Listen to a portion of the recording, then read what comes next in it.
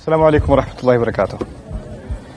Alhamdulillahi rabbil alameen wa salatu wa salamu ala sayyidil anbiya'i wal mursaleen wa ala alihi wa sahbihi ajma'een. Amma ba'd fa a'udhu billahi minash shaitanir rajim. Wa idh ghadawta min ahlika tubawwi'ul mu'minina maqa'ida lil qital wallahu sami'un alim. Rabbi shrah li sadri wa yassir li amri wahlul 'uqdatan min lisani yafqahu qawli. Amin ya rabbil alameen. Amma ba'd. Once again, everybody, Assalamu alaikum wa rahmatullahi ta'ala wa barakatuh. My intention today is to walk you through one of the most important events that's talked about in the Quran, famously known as Ghazwat Uhud, the Battle of Uhud. In order to properly understand it, a little bit of history is important. So I'm going to assume that I'm talking to people, even though my focus will be the Battle of Uhud. To give you that background, I'm going to assume you know nothing about the Prophet's life, ﷺ, and give you a very quick recap of where we are, where this episode is, before we dive into the episode itself. And there's a lot to learn there, and I don't think I can cover all of what I have to share with you in one episode, because there's two parts to this. One part of this is the history, right? That's what I'm hoping to discuss with you today, the history. The second part of this is Allah's commentary on that history. Okay, so just like in anything else, you have a news event, something happens. And then you need expert commentary on that event, right? And without that commentary, everybody has their own analysis of what happened. And everybody derives their own conclusions of what this event means, right? But then you turn to some people you trust, or experts that you trust. Different people have different kinds of political analysts that they're inclined towards. They resort to different, media outlets, different professors, different academics, different talk shows. And they say, I like this person's analysis, I like that person's analysis. Well, this is the same thing throughout history. This major event happened, a war happened. And there's lots of different points of view. The Muslim point of view is not one point of view. Every Muslim has their own point of view. They're not all the same. And the non-Muslims have their point of view. So after we understand the events, the facts of what happened, then we need commentary on an analysis on what happened. And that, is remarkable about this incident, that commentary came from none other than Allah Himself. For every major, small event within this larger event, Allah commented something about it. And He commented so much about it that there are approximately 60 ayat. 60 ayat, a huge chunk of Surah Ali Imran is dedicated just to this event. That's what we're not going to do. We're not going to talk about Allah's commentary on it in detail yet. First, we need to understand the incident itself before we understand what Allah is commenting on. You with me? So, for starters, our Messenger ﷺ was sent to the city of Makkah. Okay? And in the city of Makkah, he was giving the same message that all previous prophets were giving. And he was met with a lot of the same resistance that previous prophets were given. So he was mocked and ridiculed, and people were, kind of dismissing what he had to say. Even some of his own family members felt sorry for him and said, oh, poor man, we used to like him, but he's gone insane, he's lost his mind, things like that. But when dismissing him like that, or feeling sorry for him, wasn't stopping it, they tried to come and advise him and say, this Islam thing, can you just keep it to yourself? Can you not just talk to others about it? It's okay. You want to pray to one God, that's fine. Just this Quran thing, you keep claiming that it's from God and all of that, or the angel Gabriel speaks to you. This is too much. Don't do this. But that didn't stop him either. Then some of those people that were gently trying to tell him start becoming more and more aggressive towards him, right? And then the next phase of their reaction to because he's not changing what he's saying. And Allah is revealing words to him, and Allah's words are pretty offensive. They are. He's not talking to people like an equal. He's talking to people as the master speaks to the servant. Right? So he's speaking from a position of authority. That's offensive, because it's coming out from the Prophet's mouth, but it's not the Prophet's words. It's Allah's words. And for people who don't believe that, they're like, who are you to talk to me like that? Excuse me, what did you just say? And the Quran's very critical. It's very sharp when it speaks. It's politically incorrect, if you will. And that carries on. So then they start questioning whether or not he's gone mad. And anybody who's listening to him, they start saying that he's gone mad. Don't listen to him, he's gone insane. But this is too intelligent to sound insane. It's too consistent. Crazy people talk about one thing, then they talk about something else, then they talk about something else. He's definitely not insane. And he's highly intelligent. The way he carries himself is more noble and more mature than anybody else. So it's not insanity. What could this be? Oh, you know what? I think he just wants government.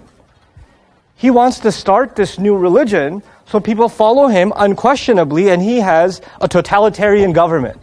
So maybe if we just offer him, okay, you know what? You want governance? We'll give you a patch. We'll give you whatever money you want. Whatever you ask for, just take it. Just work with us here. And their biggest problem with the Prophet ﷺ making a claim, by the way, because people have made all kinds of claims in Mecca. You know there are multiple idols, right? And each idol is a different religion. So they're already used to different religions. So the fact that the Prophet ﷺ has a new religion, allegedly, is not the problem. The problem with the Prophet's religion, sallallahu alaihi wasallam, is that he's saying there is no room for any idols. There's no other God except only one God, and that is Allah. For them, Al-Uzza is a God. If you want to worship Al-Uzza, that's good. Somebody else wants to worship Hubal, another God of theirs, that's fine by us. It's okay. You're team Hubal, we're team Uzza. Next season we can swap sides. Let's see how my prayers to this one works out with that one. But when Islam comes, Allah says, there's no idols, there's no other gods, there's no one to be worshipped in any way, shape, or form except Allah. You're trying to get rid of all of the idols? So one of the reactions they had to him is, أَجَعَلَ الْآلِهَةَ إِلَهًا وَاحِدًا? He took all of our gods and made them into one? How's that? إِنَّ هَذَا لَشَيْءٌ. This is weird. That's too much for us. Now, that seems like they have a religious disagreement with the Prophet ﷺ. And they're trying to frame it as Islam is too intolerant to accept other gods. Yes, I know. But actually, there's something else going on behind the scenes. And that's why I had these boys come up here and stand dispersed. I'll explain some of that to you. About, well over a century before the Prophet was born. This is well over a century before the Prophet was born, sallallahu alaihi wasallam. Makkah emerged as an economic capital. Makkah was insignificant before then. Nobody cared about Makkah before then. It was the only thing that was there was water sprung in the middle of the desert. You guys know that story, right? So it's a place where you can live because water is available. But other than that, it had no importance. As a matter of fact, the place that had importance was a kingdom, the kingdom of Sheba. The Queen Sheba, you may have heard her name. Okay? And her kingdom was actually far more significant and important. And then her kingdom collapsed, and there was another, Abraha came after that in Yemen. And by the way, if this is Makkah, then that's Yemen. You guys will have to remember that, okay? This is Makkah. Farther away from Makkah is Yemen. Way down south. Okay? And that kingdom, slowly started coming up, but they weren't doing so well. Now the thing is, Yemen is on the coast. On the other side of Yemen is the water. Okay? And Yemen is connected to the Africas. And Yemen is connected to huge parts of Asia. And so, if you want to do trade and get goods from Africa and Asia, you go towards Yemen. On the far end, here, there's Syria. Okay? This is Syria. And if you want to do trade with Europe and Asia, other parts of Asia and China, etc., then you go towards what? Syria. And this is also a coast, and this is also where you do trade. Now, as the ancient kingdom collapsed, Makkah, where's my Makkah? What happened to Makkah? Makkah. Oh, Makkah is over here, yeah, Makkah. Makkah emerges, so almost like we'll just put you here, okay? Makkah emerges in the middle, and what Makkah does is, they come up with a plan. We're going to go towards Yemen and buy a bunch of stuff that's imported from all over the world, from that side of the world. Then we're going to buy it at a wholesale price. Then we're going to walk with our caravans. We're going to travel with our caravans all the way to what? Syria, and sell those guys the products we bought from Yemen at a higher price, make a lot of money. When we make that money, we'll buy a bunch of things from them that came from that side of the world across the oceans, and then bring it back and sell it to Yemen, and we'll keep making money. There was only one problem with this plan. And this is, by the way, this is all before Islam. There was only one problem with this plan. This pathway is the desert. And the desert has dozens and dozens and dozens of tribes, Bedouin Arab tribes, whose number one way of making money is to raid caravans. If you guys have seen Wild West movies, astaghfirullah al-azim, then you know that a train gets robbed. Like, horse riders come, A band of bandits come and they catch up to the train and they hop on and they raid the, but 100 camels are a lot easier to catch than a train. So easy money for bandits was just wait for what? These caravans to come by. Now, here's the thing. When you head towards Yemen, it's better to go towards Yemen in the summer because you're getting closer to Africa, isn't it? So if you go, it's not a good idea to go towards them in the summer because the African summer is insane. It'll kill you. So the easier thing to do is go towards Africa in the winter. But if you go towards Syria, the weather gets colder. It's a really bad idea to go in the winter this way. What's the easier time to go here? Summer. The problem is, if you go here in the summer because the weather's nicer, and you go there in the winter because the weather's nicer, that's the best time for the robbers to rob you too. Because it's good weather for them to sit outside and wait for you. But if you go in the summer, this way, in the dead heat, even the robbers are they're going to run out of food, they're going to be too uncomfortable, so it's safer for you to go in the intense heat this way, and it's safer for you to go in the bitter cold this way, you understand? To do your trade. But the Arabs, the Meccans specifically, everybody else used to get robbed. They're not the only ones who tried to do business. But they're the ones who kept they're the only ones who never got robbed were the people of Mecca. Why? Because Mecca had the Kaaba. And the Kaaba was surrounded by what? Idols. And every one of those idols was worshipped by every one of these tribes. All over. So if they're going towards Yemen, and some bandits rob them, and they recognize them and say, hey, you guys your God is that like 4-inch or 4-foot wooden one, right? Yeah, he's going to break when we get home. Because their gods are being held hostage at Mecca. And everybody knows that Mecca is the sacred place where you keep your gods to worship, so they actually had something called Hajj. They had Hajj, except each tribe would come do Hajj for what purpose? For their own idol. That's the main temple. That's where you come. This is, the story of Abraha and the elephants and all of that? He didn't have a problem that the Kaaba existed. That wasn't his problem. The problem was, because of the Kaaba, Mecca gets to do all the trade. Mecca gets to do, and nobody bothers them. And that's why the Quran says, رِحْلَةَ الشِّتَاءِ وَالصَّيْفِ.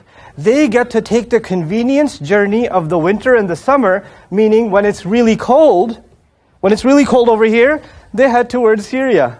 And when it's really hot over here, they head towards Yemen, and then they head towards Syria. That's what they do. This is their convenience. When the Prophet ﷺ came and said, no more idols. There can only be one God. Is this just a religious problem? No. If we get rid of these idols, first of all, who are we going to make angry? All these tribes that never touch us, that consider this sacred land where they're not going to fight anybody, they put their weapons away when they come here, they're going to say, you killed our God? Oh, we're going to get you. And they're all going to converge against us. What you're asking us to do, to accept one God, is political suicide. You're going to make us the #1 target in the region. And it's really bad for business. Why? Because now, once we destroy these idols, these other bandit tribes have no reason to respect us when we're going on our journey. So there's no reason for them to actually respect or keep our passage safe. This business of ours will come to an end completely. We're going to go bankrupt. And what is Mecca? At least they could say, well, at least Mecca has a lot of trees and, farmland and it's good. No, they can't say that. If you don't have outside money coming into Mecca, what's going to happen to Mecca? You guys been to Mecca? It's not like it's a fruitful place, is it? So the idea is, unless food is brought from the outside, provisions are brought from the outside, they can't survive. So they were actually also fighting Islam because they said, if we accept Islam, we're going to starve to death. We're going to get killed. You got tired already? Okay. All right. So now, so far so good. You guys understand this scene? Okay. Now, with this scene in place, here comes, over here. I'll put you over here for now. Medina. This is Medina over here. Okay? Now, when they do trade, normally they take the shorter road. The shorter road is they come from Mecca, they go On this side of Medina, which is this, by the way, we're going to pretend this is the ocean too. This is the water too. They go by the coast, and they head to where? They head to Syria, and then they come back this way. Okay? Eventually, they tried to kill the Prophet ﷺ, but the Prophet was able to escape their plan. And when he escaped their plan, which city did he end up in from Makkah? He ended up in, as soon as the Prophet ﷺ ended up in Medina, his number one command after 6 months of establishing the Muslim community, establishing Masjid Nabawi, setting up the partnerships between the migrants and the locals, and all of that, right? And the majority, by the way, the majority of the Muslims at the time were the Ansar, meaning the people of Medina. The people of Medina are the majority, and the people of Makkah are the minority, okay? That's the arrangement in the population. Once he sets them up, he says, now we have to fight back. We were kicked out of our home, we have to fight back. How are we going to fight back? They're the mightiest group in the region. And they have more respect than anybody else. Well, you know what? Next time any of their caravans come, we're going to attack their caravans. Nobody else attacks their caravans, right? We don't have any respect for their idols. We're going to attack their caravans. So 6 months into the coming to Medina, the Prophet ﷺ starts sending scouts that are going to observe. And of course, these guys are taking their normal road to the caravans, and 2-3 of them get attacked. These caravans get attacked, but they were smaller ones. There was a big one, which you can say was worth millions and millions and millions. And that was being led by the government. It was so important that usually traders go, business people go. But this time the governor of Makkah himself was going. It's that important, because this one means the year's income. This was the governor of Makkah, his name was Abu Sufyan. You guys are going to have to remember some names today. What's his name? Abu Sufyan. Okay. Abu Sufyan is taking his caravan along the coast. Allah reveals to the Prophet ﷺ, there's the biggest caravan ever coming. Take it. Take it. Take them down. So the Prophet, and by the way, the Prophet ﷺ doesn't have a full-on army. So there's about 313 or so people. They gather together. They muster up whatever weapons they have. It's not a full-on assault. They're not taking on an army. They're taking on a what?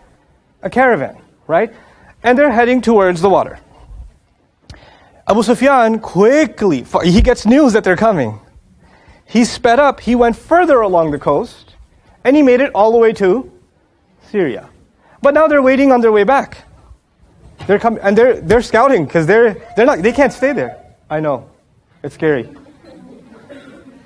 So the Muslims they're heading back. Abu Sufyan sends an SOS. He sends an emergency letter to Makkah saying, our biggest caravan yet is about to get robbed by who?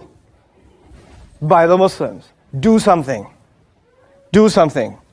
So the people in Makkah, led by Abu Jahl, they muster up an army, and they have to do this quick, like 24-hour turnaround.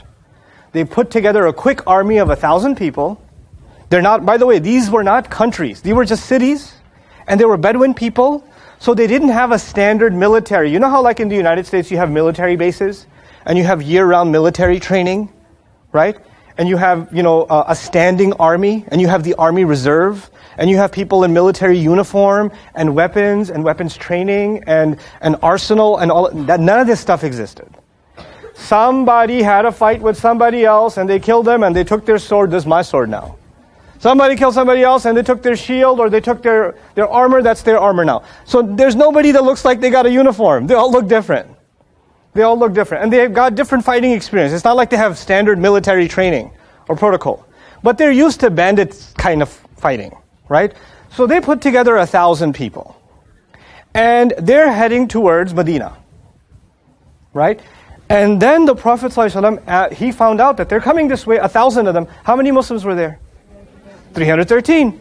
The Prophet asked his community, well, we've got two options.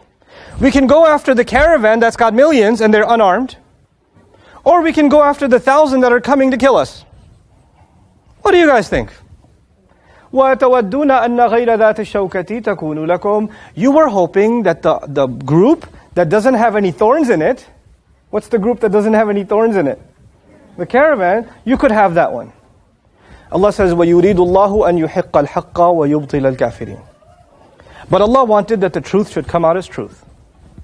Allah decided for us that you 313 that were thinking you're just going to go rob a couple of camels are going to take on those 1,000. That was the Battle of Badr. That's what Badr was. And when Badr happens, because the Muslims are fighting these 1,000, what happens to Abu Sufyan and his millions? They're able to make it back to Makkah. You understand? I know you didn't know that, that's why I'm here. Okay, so they make it back to Makkah. Now, in the Battle of Badr, 70 of the Quraysh are killed. 70 of those guys are killed. Okay? And now they know that this road will never be taken by them again. Because who won the Battle of Badr? The Muslims won the Battle of Badr. So they know that this road from this side can never be taken again. So the only option is this road, the other way. But when they sent their scouts, they realized the Muslims have blocked this road too. Both sides of Medina, you can't go through Medina, that's a terrible idea. Either you go from one side of Medina to Syria, or the other side of Medina to Syria. Both of those roads are blocked. You know what that means? For next year, there's not going to be no business. The money supply is gone. Because you can only make money from Yemen if you sell the Yemeni goods where? In Syria. And you can only really make money in Syria if you sell those goods in Yemen, but the trade route is blocked. The pipeline is blocked. You know, in the modern world, a lot of wars happen because of the oil pipeline, or because of waterways that protect trade routes. Or when wars happen, people block airspace, and that affects economics. And when the navies are having issues with each other, you'll notice construction prices go up, or the prices of toys, or the prices of gas, because the vessels that are carrying the fuel or the materials have to take longer roads, which means their travel expense goes up, so that expenses rise, right? And the economy becomes difficult, or they can't sell as much as they used to because the prices are too high. So it starts affecting the economy. Whose economy starts getting affected immediately as soon as this whole thing happens in Badr? Meccans. Thank you, boys. You can have a seat. I'll call you later. Okay. Did that help, by the way, this whole... Okay. Had to do something.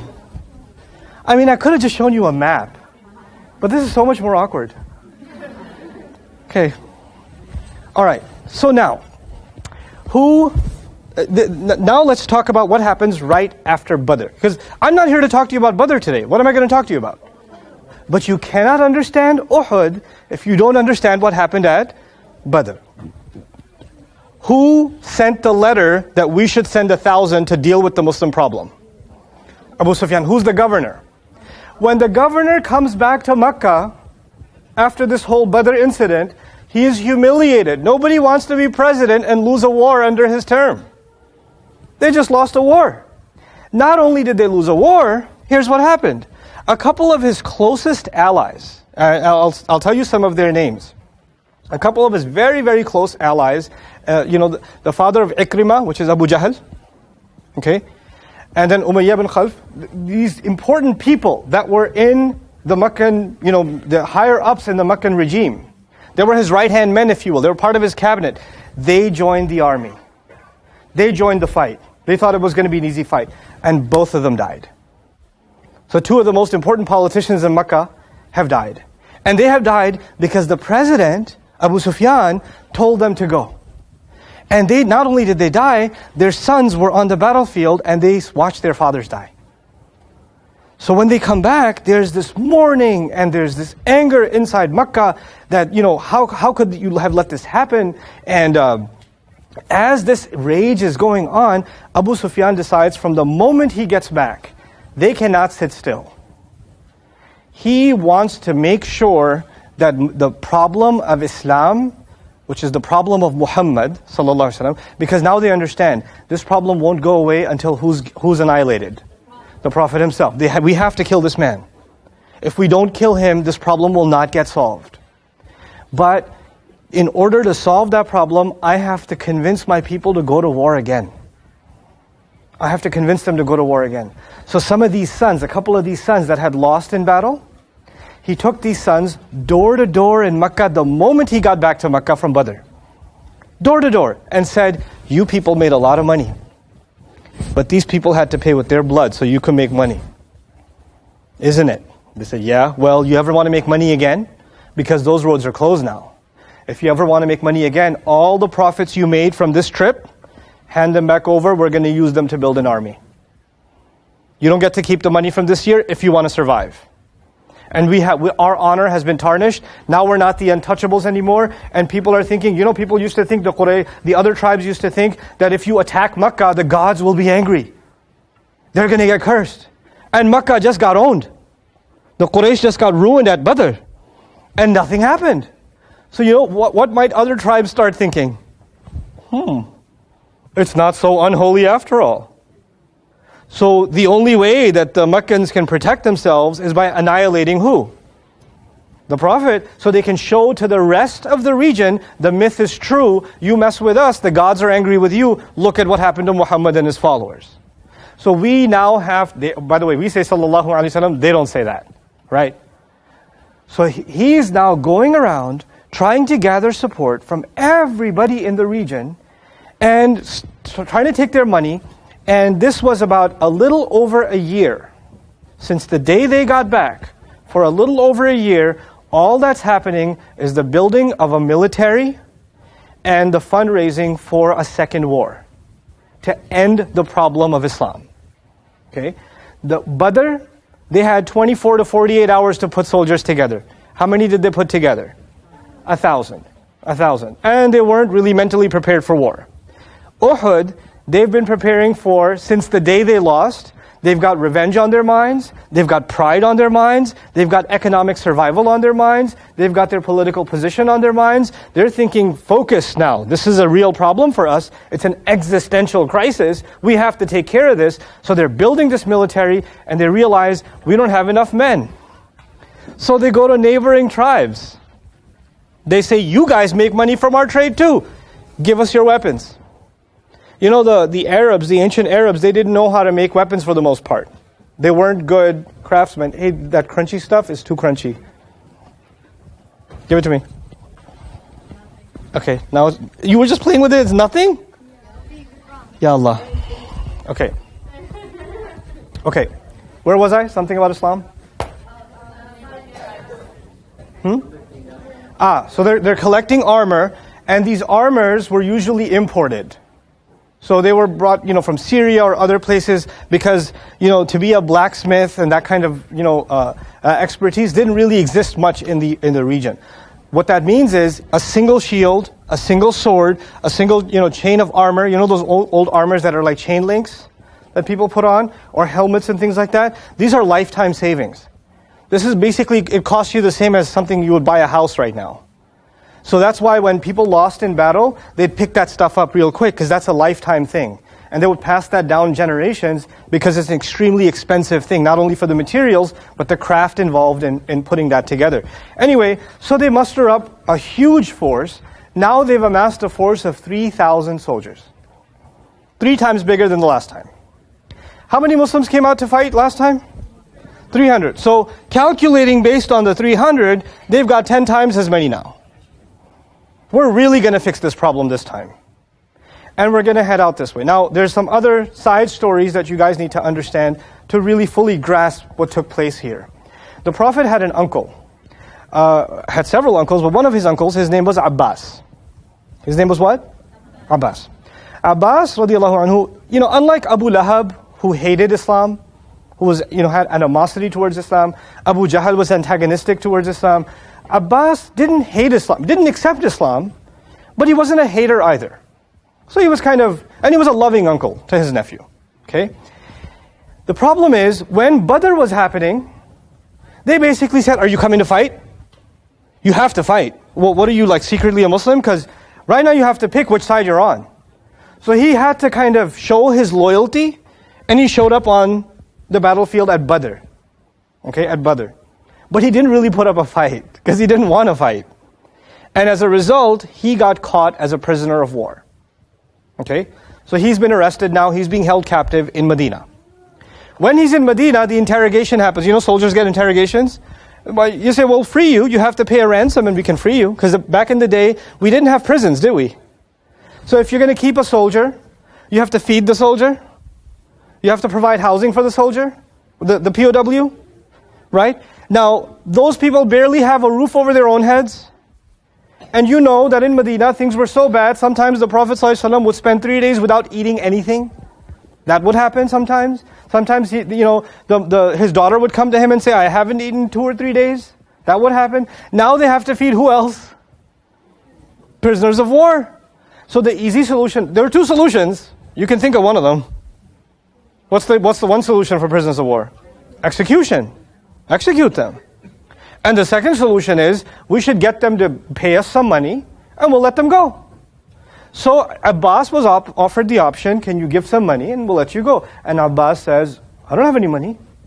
And the Prophet ﷺ says, what about the money you told your relative before you came here in the middle of the night? You said you buried it in this place, and in case you die, you should take and you should take. And he says, no one knew about that. Except the person I spoke to, the only one who could have known that is God. You have to be Allah's messenger. So, as a prisoner of war, when going through the interrogation, he accepts Islam. But this is not authenticated to the point where we can say guaranteed he accepted Islam, but this story is there. So some assume because of this story that he actually accepted Islam. I'm inclined to think the same. But he was let go. But it seems the Prophet also told him, don't tell people you've become Muslim. When you go back, you just got released, but you haven't become Muslim. Go back. So he goes back. And when he goes back, they're like, oh, so he let you go. How bad was it? Not so bad, huh? I wonder what's going on here. And Abbas was one of the senior people of Makkah, but for some reason, he's not being invited to the private meetings where they're discussing the putting together of the military, where they're discussing the army pile-up and the fundraising. Who's not invited anymore? Because they're like, we're not sure what side he's on. Maybe they turned him when he was in prison. Okay? So even though, yes, he is a spy, they can't say for sure he is, so they're being cautious with him. Now, they put this army together, and they say, we have to strike stealthily. We have to be very careful and quick when we strike the Muslims. This time they shouldn't be prepared for us. We should hit them, they won't even know where we got them from. Right? So what Abu Sufyan does is, when they put this 3,000 army, a couple of hundred horses, when they put this force together, the travel for a large group like that, when you travel from Mecca to Medina, it takes 2 weeks. Okay? That travel takes 2 weeks. And if you speed up, it takes 10 days. And he sets a goal for his army, we're going to get there in 7 days.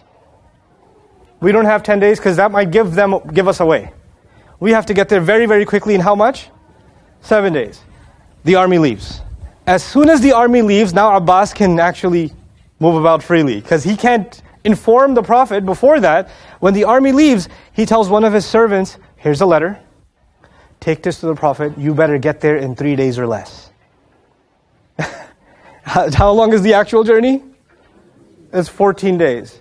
The quick army is getting there in 7 days, unprecedented, never happened before. But one horse rider can go much faster, can't he?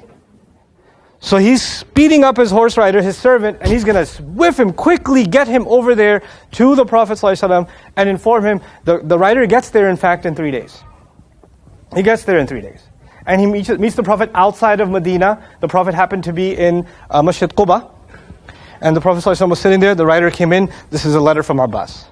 The letter says there's an army of 3,000. They're a 7-day journey away. Problem is, it's no longer 7 days. It's now 4 days, right? And they're this much armed, and they're ready to kill. And their target is you. Because the target, if they kill the Prophet ﷺ, problem solved. That's how they see it. Okay? So, the Prophet ﷺ receives this letter. Ka'ab, he doesn't know how to read. The Prophet doesn't know how to read ﷺ. So he says, Ka'ab, his companion, read this for me. He reads it to him. Now 3 people know about what's happening. The servant who's come, and Ka'ab and the Prophet. The Prophet tells Ka'ab, don't tell anyone this. He holds a quiet meeting with a couple of the important people of Mecca and Medina.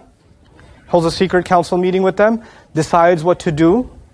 Instead of just announcing it. Because if you announce, they're 4 days away, what's going to happen in Medina? Panic is going to happen. Also, in Medina, there are hypocrites.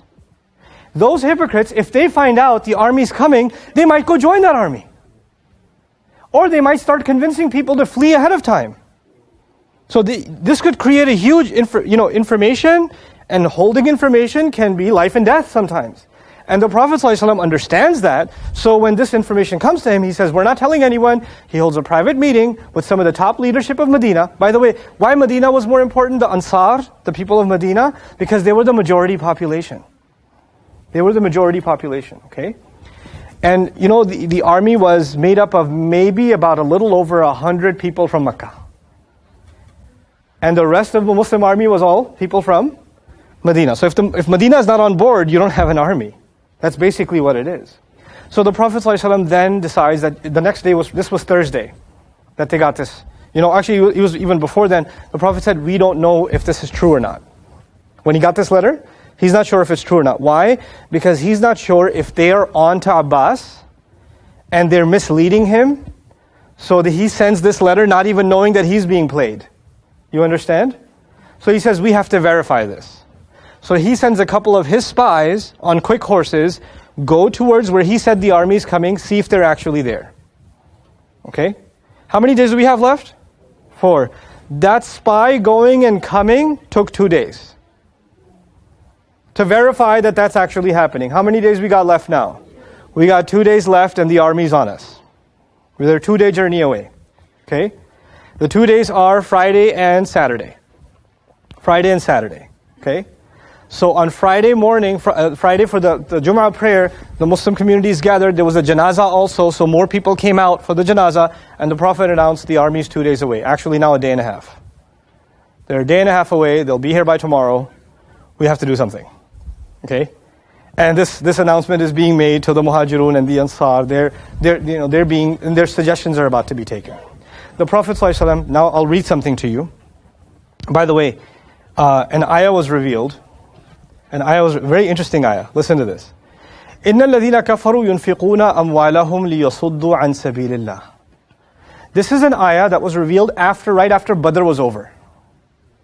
Badr is over. Who won? Muslims have won. Listen to this. Those who have disbelieved are going to be spending their monies to stop themselves and others from Allah's path.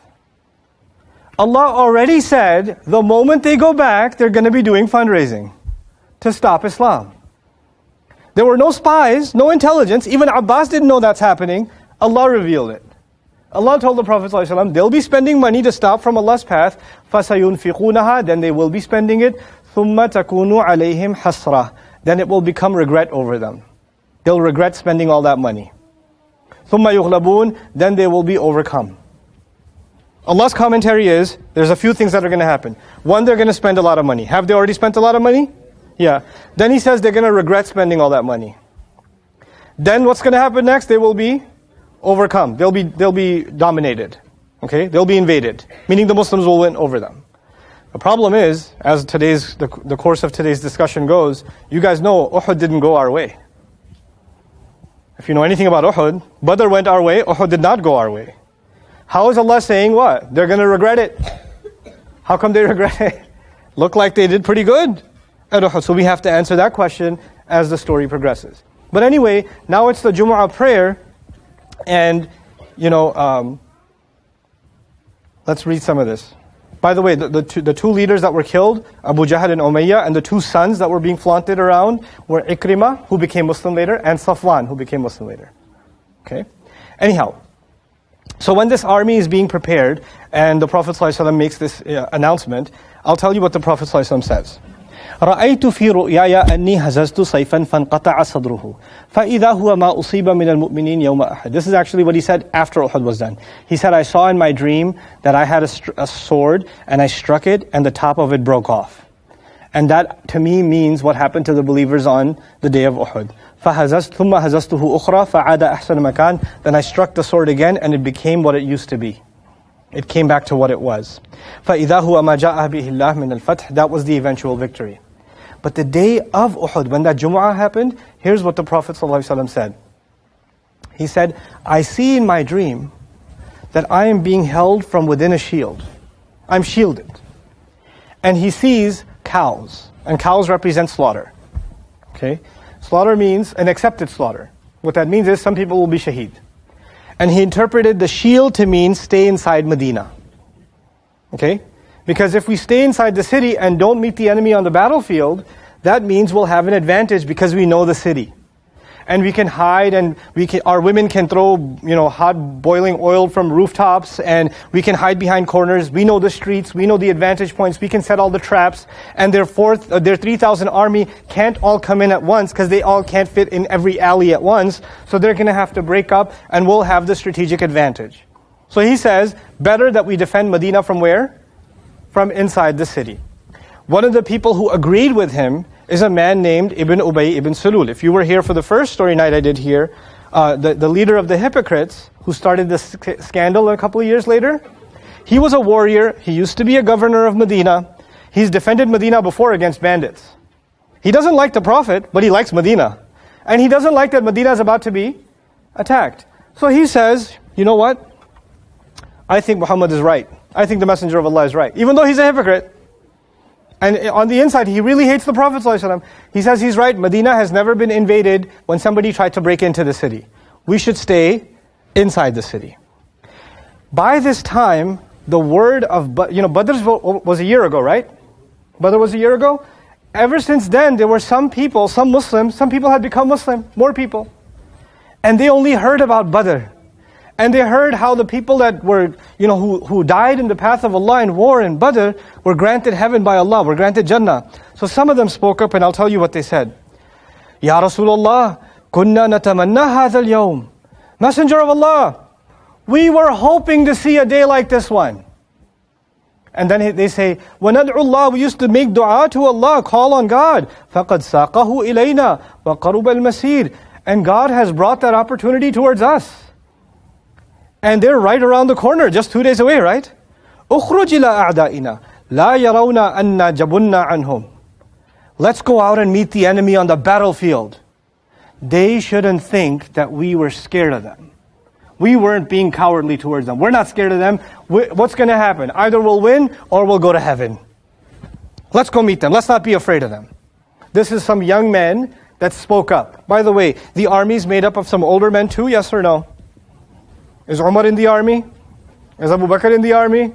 Is Hamza radiallahu anhu? These are seasoned warriors and people that have seen war before. Did any of them speak up?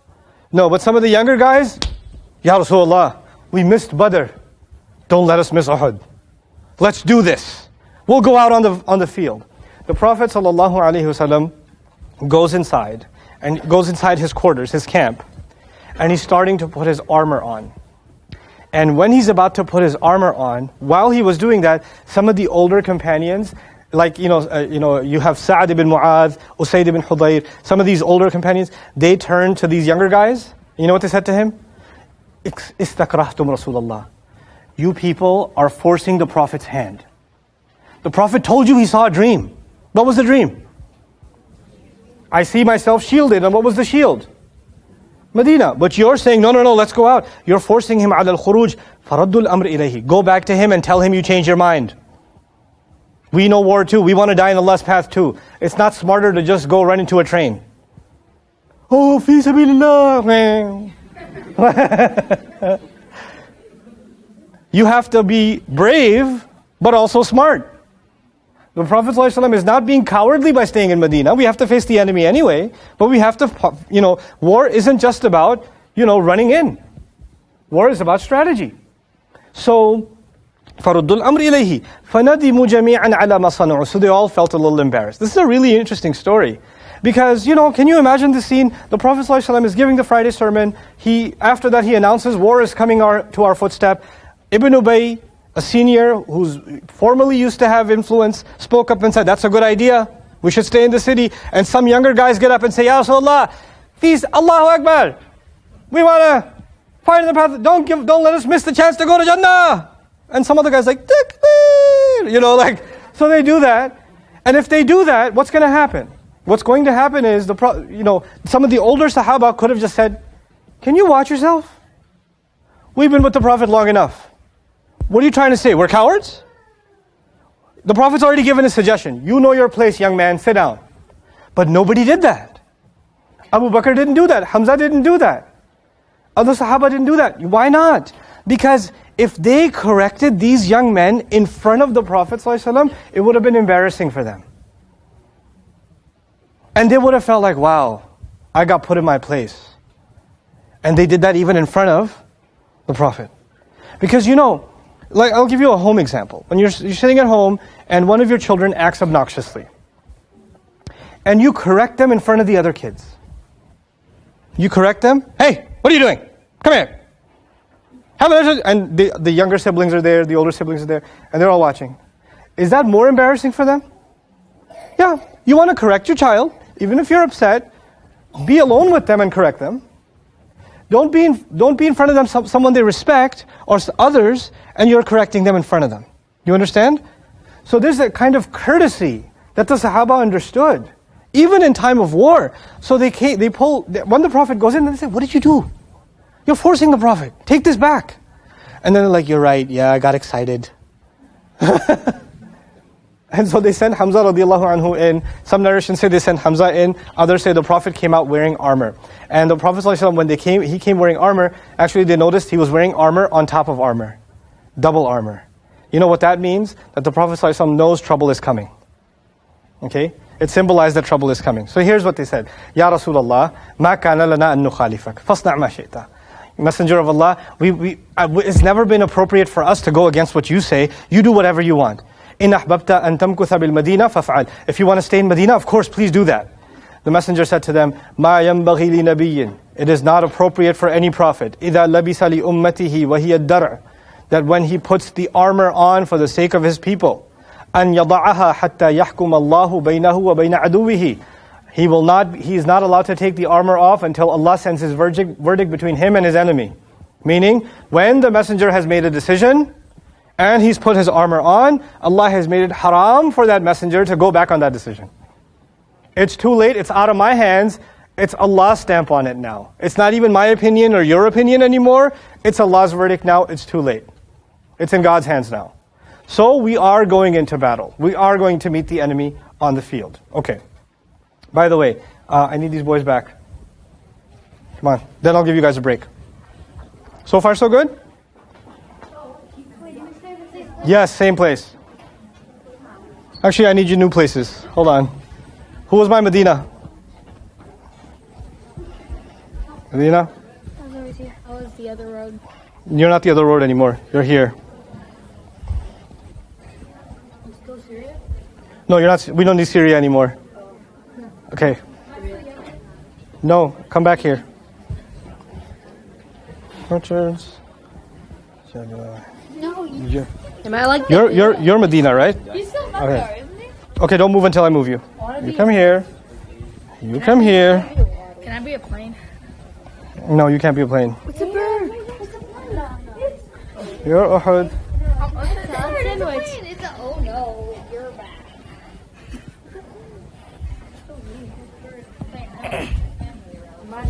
Yeah, you're in timeout. Okay.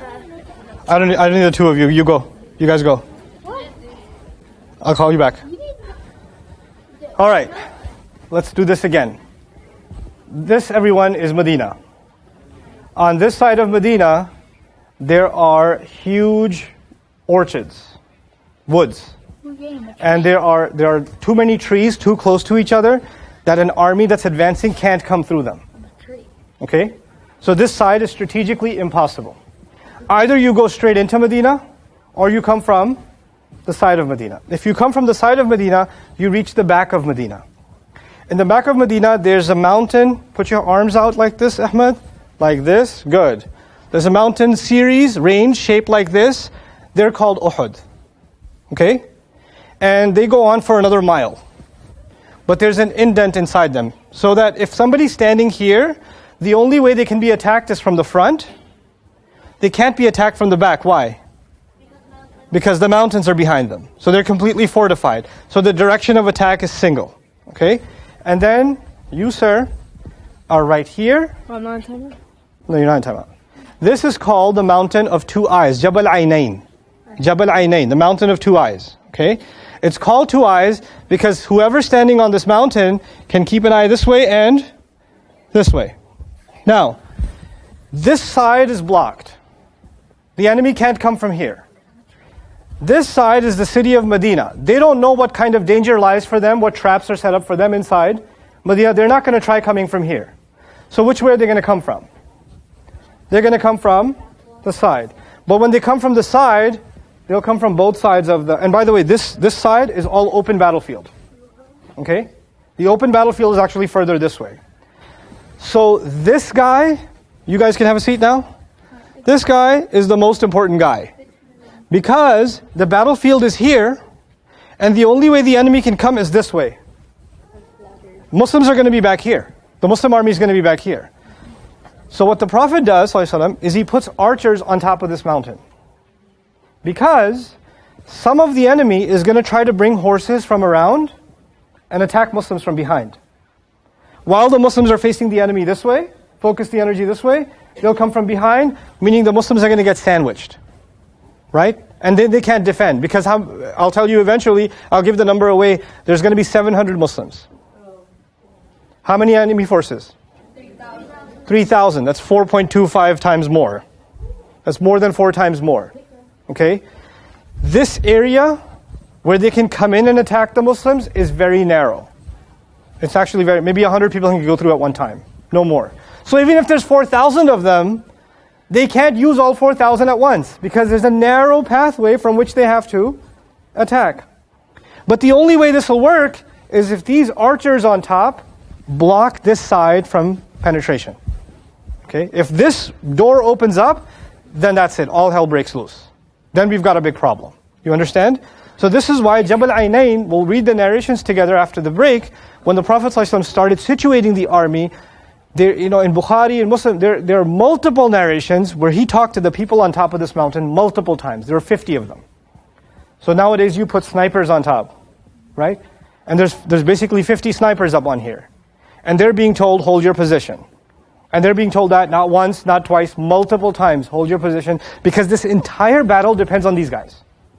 Okay? The whole thing depends on them. Thank you guys. Have a seat. Okay? One day. Okay. All right. Now, I'll read one last thing to you, and then we'll take a break. I'll read this directly from Al-Rahiq al-Makhtum, a famous seerah book. وَعِنْدَمَا وَصَلَ إِلَى مَقَامٍ يُقَالُ لَهُ الشَّيْخَانِ. On their way to the battlefield, so this is, Jummah time has ended. The announcement's been made. The Prophet has put his armor on. Now they're about to head. The Prophet has to decide where are we going to situate ourselves. He's going to situate himself not in Medina, not in front of Medina, but behind Medina. So they have to come all around to meet the enemy. And he's not going to let them know that that's where he's headed. As a matter of fact, the night before, Thursday night, when the Prophet ﷺ went to sleep, he already started gathering the military, and he had 2 security guards outside his house. Because again, their target isn't war. That's their last resort. What's their primary objective? To kill the Prophet ﷺ. So he knows that assassination is their number one goal. That's how they're going to solve this problem, right? So that last night he has extra security. The daytime he makes the announcement that we're going into war, and he goes with the young people's suggestion, and then he asks one of the Sahaba, who knows a way to get to Uhud secretly? Secret, because they can't take the open road. The enemy will see it, and they might get attacked on their way there. Because they're so close now, a day and a half away, we're not sure if they already got here. We're not sure if they sent 50, 60, 100 people ahead of time to cause some trouble. We don't know anything. So even in our own city, we have to move carefully. So one of them said, well, in a state of war, what happens, especially when there's like urban war, because the Uhud is like, right now, from Masjid Nabawi, it's like a 10-minute drive. So when the Prophet ﷺ made Jummah announcement, it's a 30-minute, 40-minute walk to get to Uhud. That's the normal route. But they're going to take a secret path. Secret path means they have to go through people's backyards, basically, okay, and get there. And so 1,000 Muslim soldiers are gathered. An army of 1,000 is put together. But how much time did the Muslims have to put an army together? How much time did the Quraysh have to put their army together? More than a year. So you understand we're very ill prepared right now. Everything is very last minute. And the first time the whole army got to know there's actually a war is maybe 45, 50 minutes before they headed off for war. You understand? Because Jummah announcement is made, and then we got to go. Everybody's got to grab their armor, food, whatever, and they're heading out. By late afternoon, the Prophet ﷺ has already reached the station of Uhud. And the camps are being set up. And the Quraysh scouts now find out too late that the Prophet's already at his military base. The thing is, you can't tell that the VIP, the president, is in his base too late. If they find out sooner, it's easier to attack him on the way. But if he's made his way to the base, now the army's protecting him. Right? So now they know that he's there. Now they know where they have to come to fight him. So they redirect their army and they're heading around the side to meet with him. And the night before, both armies were within fighting distance of each other, but they camped. Because the ancient style of war was you camp, and when day breaks, then you engage in battle. Okay? So there's that night, the Prophet ﷺ sent 50 of his soldiers to go around in circles to serve as security patrol for his military, so they don't get raided at night. And he had 2 special security guards outside his tent, particularly because, again, there could be any assassination attempt at any time. So that's happening the night before. And when Fajr happens, something remarkable happens. At Fajr, Abdullah ibn Ubay ibn Sulul, remember Abdullah who said we should defend the city from inside? He tells some of his soldiers, guys, can I just come with me a little bit?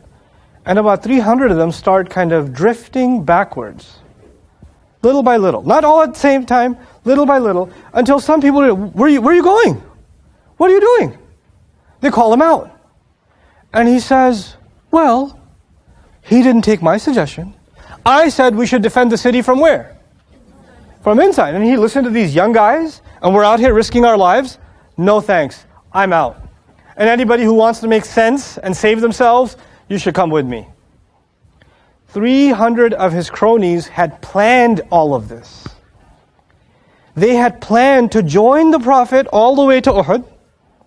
Now the Prophet ﷺ is going to make a strategy of how to fight the enemy based on 1,000 soldiers. That plan's already been made up by Friday night. Battle's going to happen Saturday morning. Early Saturday morning, Fajr time, guess who's walking away? Ibn Ubay and 300. He could have never come. Right? He could have never come if that was his intention. That wasn't his intention. He wanted to demoralize the Muslims.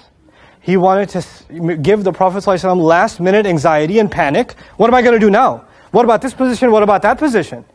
He won't know what to do. And this way, most likely, these 3,000 are going to end the problem of Muhammad for me too. I can work something out with the Quraysh later. That's his real intention. Some people then got so angry. Some of the Muslims, when they saw them walking away, they said, "Qatilu fi sabilillah, fight in God's path. Don't you believe it's Allah's messenger? Aw idfa'u, or at the very least, defend your own city. Those are your women and children in there. Why would you not even defend your own city?"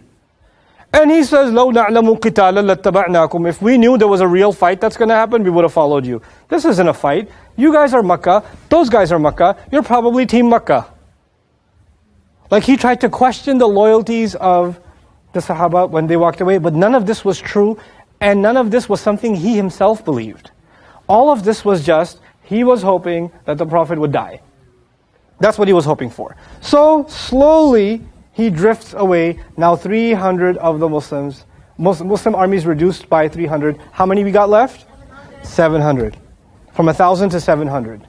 And this is the morning of the battle, and the Prophet ﷺ has to reposition all the soldiers. So when he has to do that, he decides to actually check every single soldier himself. All 700. He's going to check every single one of them. So when he's checking every single one of them, here's what happens. فَفَرَّدَ مَنْ اسْتَصْغَرَهُ وَلَمْ يَرُدْهُ مُطِيقًا لِلْقِتَالِ. He identified people that were too young to fight. Some young people snuck into the army. وَكَانَ مِنْهُمْ عَبْدُ اللَّهِ بن عُمَرْ بن الخطاب, Abdullah ibn Umar, Usama bin Zayd, Usayd bin Zahir, Zayd bin Thabit, Zayd bin Arqam, Uraba bin Aus, Amr bin Hazm, Abu Sa'id al-Khudri, who was 11 years old, وزيد بن حارثة الأنصاري وسعد بن حبتة, and these Al-Bara ibn Azib, these are too young. Too young means under 15. 12, 13, 14, 15, 11, 10. These boys they showed up on the battlefield. And the Prophet said, you can't be here. You got to go home. So and as he's sending them home, Rafi' ibn Khadij, Rafi' was one of these boys. He was 14 years old. His family said, Ya Rasulullah, don't send him back. He's really good at archery. Okay? So he demonstrates to the Prophet ﷺ. And the Prophet said, you can stay. When he gets to stay, his best friend Usayrim gets really upset. Or Samura gets really upset. And Samura says, Ya Rasulullah, you let him stay? I fight him all the time. I wrestle him all the time and I can pin him. And he gets to stay and I have to go? The Prophet ﷺ in one narration says, let's have a match. So they wrestled each other and he pinned him and he said, okay, you can stay too. So these two boys stayed and the others left. Now the thing is, 14-year-old kids, 10-year-old, 11, you know how many times you hear عن أبي سعيد الخدري رضي الله تعالى عنه قال رسول الله صلى الله عليه وسلم. Yeah, this hadith is narrated by Abu Sa'id al-Khudri. These are just names to us, right? And Zayd ibn Arqam, Zayd ibn Haritha. These are kids. They're kids. And they're not afraid of death. You know the kind of culture we've created? The times we live in? Our children are afraid of everything. They're afraid of everything. You know? They get nightmares, and that's not their fault. We haven't given them exposure to real life. These people saw difficulty. They saw war. I'm not saying our children should see war, but they should definitely see real life. They should see that. And they had the fervor of faith that they show up and wanting to join the Prophet's army, ﷺ, and he has to send some of them back. He sent some of them back. And by the way, it wasn't just the little kids.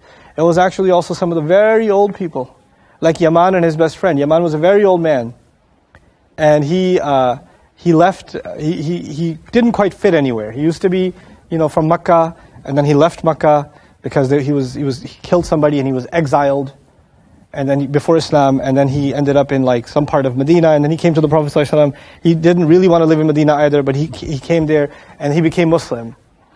And he said, I'm not Muhajir and I'm not Ansari. And the Prophet said, you're both. They used to call him both, right? And so him and his son, Hanzala, if I'm remembering correctly, his son was also a Muslim. And these two, Yaman was too old to fight. So he's just, in Medina, he was not allowed to go. And he talked to his friend eventually and said, what are we going to do dying like this? Wouldn't you just rather die on the battlefield? Let's just go. So later on, even though the Prophet told them not to come, later on, they actually showed up to the battlefield. And some terrible tragedy happened with them. We'll talk about that when the time comes. But for now, what I want you to know is the children have been sent back. The morning has come. And I told you about where you headed. This is the Prophet's speech before the battle is going to start. Okay?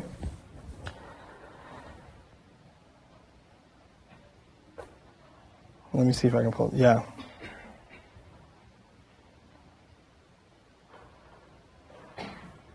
Yeah, here we go. When the Prophet ﷺ put everybody in their position, I'll come back and talk to you about the instructions to the archers. But when he put everybody in their position, he gathered all the army, he took out his own sword. The Prophet ﷺ took out his own sword. And he said, Man ya'khudhu haza sayf. Who will take this sword? Who will take this sword? And Zubayr, related to the Prophet, Ana ya Rasulullah, I'll take it. And this is a general's way of firing up his army. Who will take my sword? And one of them, I'll take it. Ali radiallahu anhu, I'll take it. And then the Prophet repeated his question, but he changed the question. Man ya'khudhu haza sayf bihaqqihi.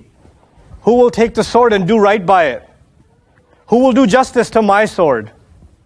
The Prophet's sword. And there's a silence. And one man's voice was heard. وَمَا حَقُّهُ Ya Rasulullah. What is its right? What is the right of this sword? And this voice hasn't normally been heard much. This is a really interesting fellow, Abu Dujana. His name is Abu Dujana. And he was from Medina. And he was known to be a ruthless warrior before Islam. And when he used to come on the battlefield, people used to get scared. Because he had a turban, he used to put on before battle, a red turban, a amama. They used to call it the amamatul maut, the turban of death. Because once he puts it on, anybody who comes in his sight is going to get killed. Like he was just known to be the turban of death guy. Okay? That was his nickname. Okay? And once he puts that on, you want to get out of his way. Right? So now he's Muslim, and he says, what's its right? And the Prophet said, أَن تَضْرِبَ بِهِ وُجُوهَ الْعَدُوءِ حَتَّى يَنْحَنِيَ, that you will strike the faces of the enemy until the sword itself breaks. And he says, أَنَا آخُذُهُ بِحَقِّهِ يَا رَسُولَ اللَّهِ, I will take it, and I'll do right by it, Messenger of Allah. So the Prophet gave it to him. And once he gave it to him, by the way, this is morning now. This is morning. The opposing army can see you from a distance. And Abu Dujana took the sword and started swinging it around, staring at the enemy, and walking back, and staring at the enemy, right? And strutting while he's doing it. And when he did this, the Prophet ﷺ saw, and the Muslims are like, yeah, you know. But this is kind of an arrogant walk, you know, like, yeah, what's up? And so he's doing that, and the Prophet ﷺ says, إِنَّهَا لَمَشِيَّةٌ يُبْغِضُهَا اللَّهِ إِلَّا فِي مِثْلِ هَذَا الْمَوْطِنِ. He said, this kind of walk, Allah hates it, except in times like this. Allah doesn't like this kind of strutting and posturing. But right now is the time to intimidate your enemy. Do it. The bus is not the time to do it. Yo, what you looking at? The train station is not the place to do it. You know? In high school, I know a lot of people had the Abu Dujana walk between classes.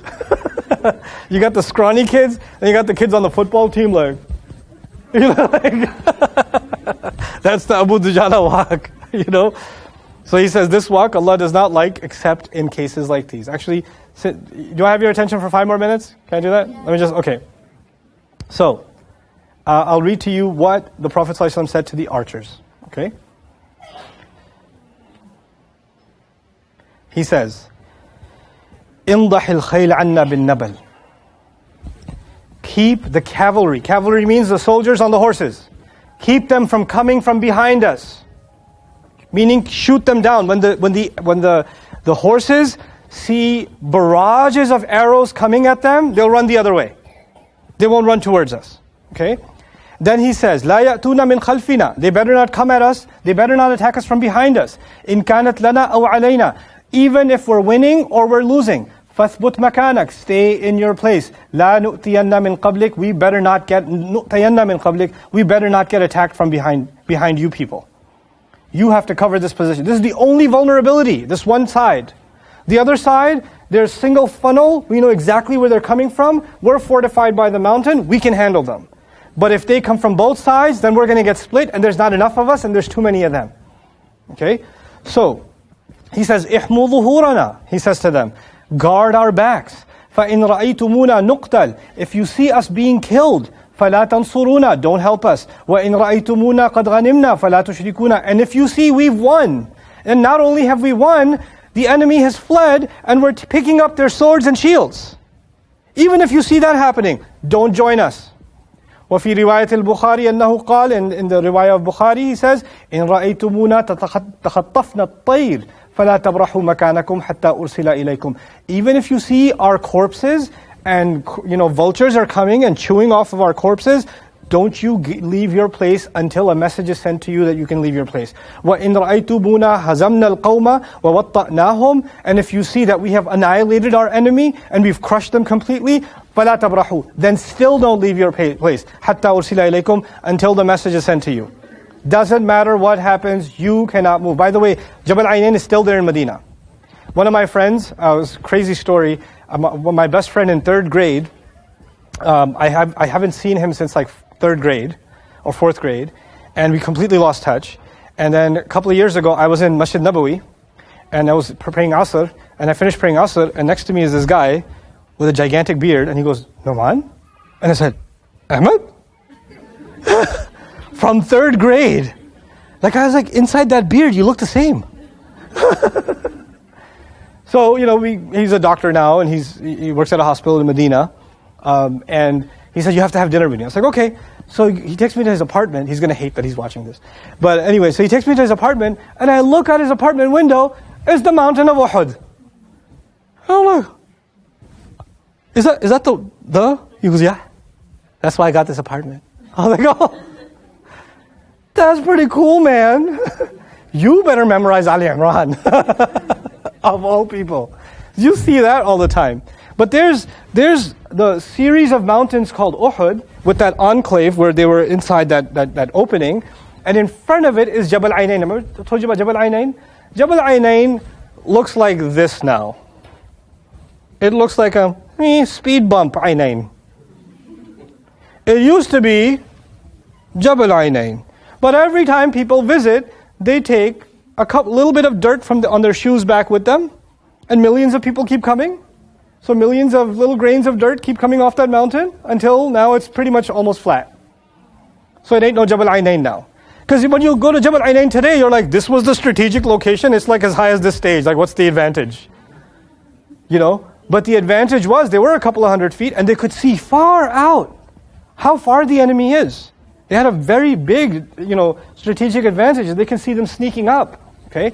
So he gave these multiple advices to them. Then this Abu Dujana thing happens. And then when we come back from the break, I'll tell you about the first duel. Because in ancient battles, not just in movies, before the war starts, there's a duel. Meaning, one warrior from your side, one warrior from our side, and we're going to cheer them on like we're watching a gladiator match. Okay? And that's supposed to motivate or inspire one military or the other. It's like a gamble. And by the way, if your guy loses, then your soldiers are already what? Demoralized.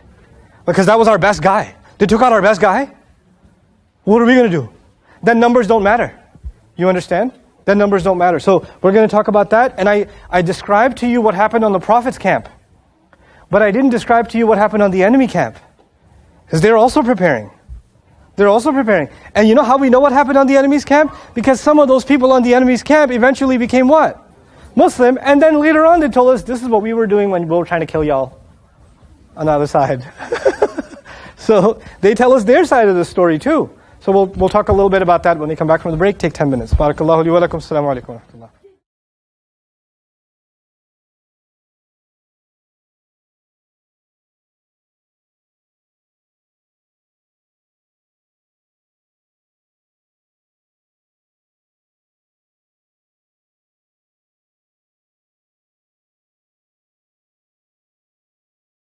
Okay, I'm going to start.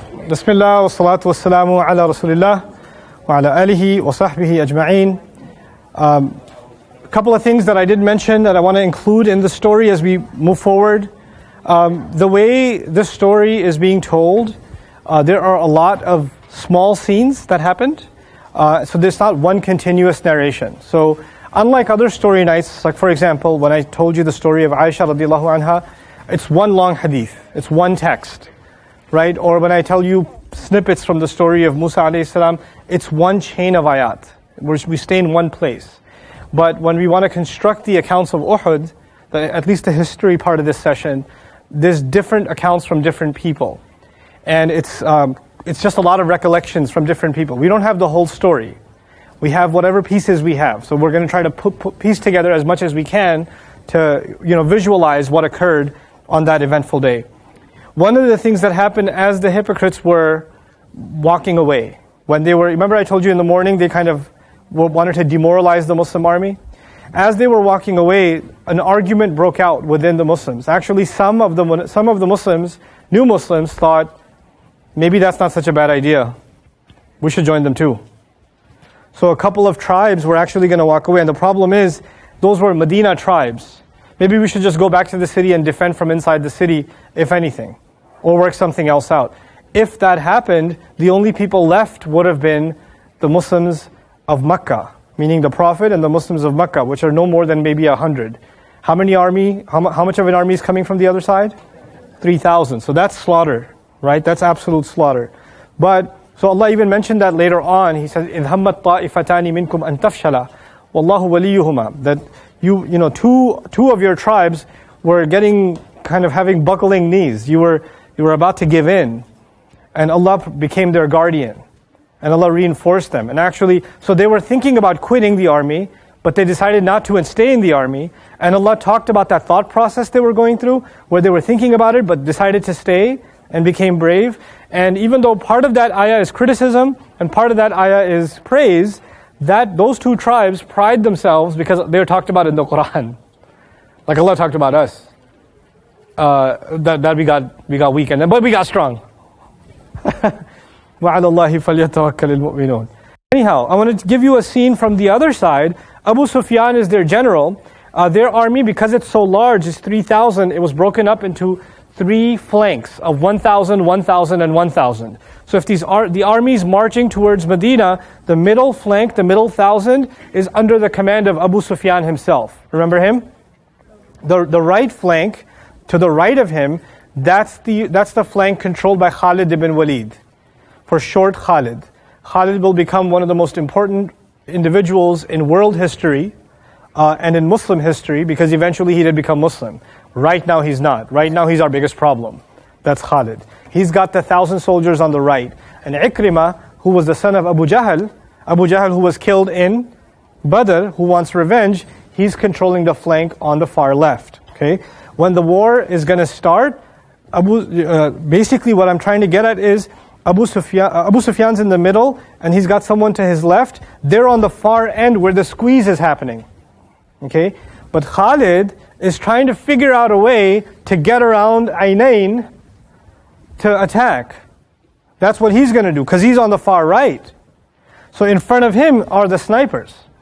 In front of him are the snipers. And that's from the beginning of the battle that's been the case. He's there, but they can see him from afar away.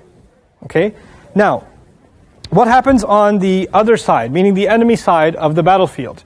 There is a famous tribe named Abdud Dar. There's an Arab Qurayshi tribe named Abdud Dar. Okay? These guys had tribes have a lot of traditions.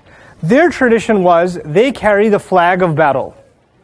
So some families, they are in the first row. Some families do this or the other. Their job is to carry the flag. Problem is, when they were also the ones carrying the flag at the Battle of Badr.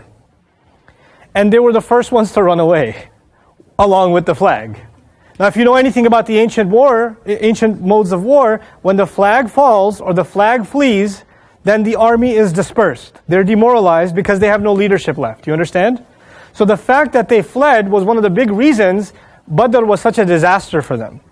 But they've had this tradition, Abdud Dar, this family, has been in the tradition of carrying the flag for the Quraysh for centuries. That's what they do. So, of course, they're insisting that they're going to carry the flag at Uhud also, and this time they're 3,000 in number. So, what Mubarak Puri mentions in his book, I'll read that off to you. Actually, I'll just get straight to the quote. Abu Sufyan turns to them and wants to upset them, like he wants to fire them up. So he says, Ya Bani Abdud Dar, children of Abdud Dar, قَدْ وُلِّيتُمْ لِوَاءَنَا يَوْمَ بَدْرٍ. You were given the responsibility to carry our flag on the day of Badr. Remember? فَأَصَابَنَا مَا قَدْ رَأَيْتُمْ. And whatever happened to us, you saw. إِنَّمَا يُؤْتِ النَّاسِ مِنْ قَبْلِ رَيَاتِهِمْ. And people can only attack from behind their flag. إِذَا زَالَتْ زَالُوا. When the flag falls, they fall. وَإِمَّا أَن تَكُفُّونَ لِوَاءَنَا وَإِمَّا أَن تَخُلُّوا بَيْنَنَا وَبَيْنَهُ فَنَكْفِيكُمُوهُ. He said to them, either you do right by this flag, or you give it up, and we'll find somebody who'll do right by it. So he's kind of challenging their identity and their manhood, if you will, their chivalry. And says, y'all messed up at Badr. If you can't handle the pressure, give us the flag. And he could have said that back in Makkah before they left, but he's saying this when the 3,000 are facing the enemy the morning of. So he was pretty good at successful at upsetting them. So he said, "Nahnu nusallimu ilayka liwa'ana." We're going to give up our flag to you. Sata'lamu ghadan. This morning you'll find out. Idha altaqayna kayfa nasna. You'll see how we do. So they are now committed to being the flag bearers, and there are 10 of them that are responsible for holding the flag. One falls, next one falls, next one. You'll probably never get to number 10, because 10 is a lot, and the flag bearer is usually an open target, isn't it? Because the enemy wants to take the flag down, right? So they're the most protected guys. So high likelihood, even if one falls, the next one will come with more reinforcements. Plus the Muslims are much less in number, so they're pretty confident the flag won't fall this time because there's 10 of them. The first of them is a man named Talha ibn Abi Talha. There's a couple of side stories I want to tell you before I get to Talha ibn Abi Talha, just so everything connects. There's one fellow, we'll see his name later on. This guy was actually a captive at Badr. We'll call him the unfortunate one for now. He was a captive, he was a POW at Badr. The Prophet captured him, and the Prophet set a ransom for him. And he said, I don't have any money. I have a daughter back home, and I'm the only caretaker. Please show me mercy. The Prophet said, okay, on one condition. You will never fight against Muslims again. I'll let you go. No ransom, no nothing. You're no longer a POW. You agree? I agree. He goes back to Mecca. A year later, Abu Sufyan is gathering the army, knocks on his door. He says, let's go again. He goes, no, I promised Muhammad I won't fight again. He goes, yeah, but there's 3,000 of us this time. And if you're worried about your daughter, don't worry about it. If you die, I'll adopt her. And he's the wealthiest man in Mecca, Abu Sufyan. I'll adopt her. So she'll be fine. She'll be taken care of. And you really think we're going to lose with 3,000? You're going to make good money this time. Just come. So he came. So this guy came. Okay? We'll see what happens to him. That's the unfortunate one. We'll talk about it towards the end. Now, the first flag bearer is a guy named Talha ibn Abi Talha. He is one of their top warriors. He gets out in front of the Muslim army and says, who's taking me on? He's completely head to toe covered in armor. Okay? Or head to down here, he's covered in armor. He's got a massive shield, a big old sword, and who's going to take me on? The Muslims are kind of shaken for a little second, and then Ali radiallahu anhu says, I'll take him on.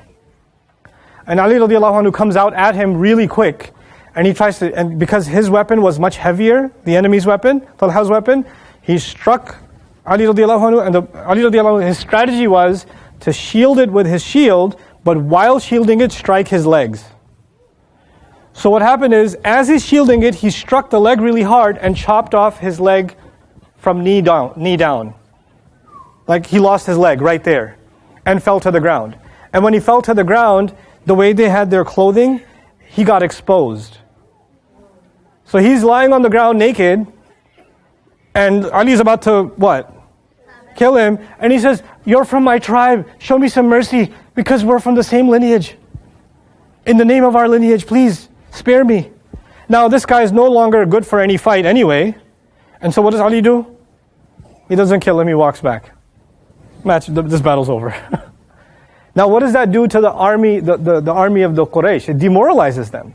Their toughest warrior has now just been annihilated. He's gone. And Ali radiallahu anhu even spared him, you can have one. You're not worth the effort. So this is how the battle is about to open up.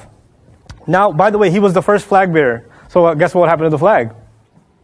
It fell. So now I'm going to read some excerpts to you.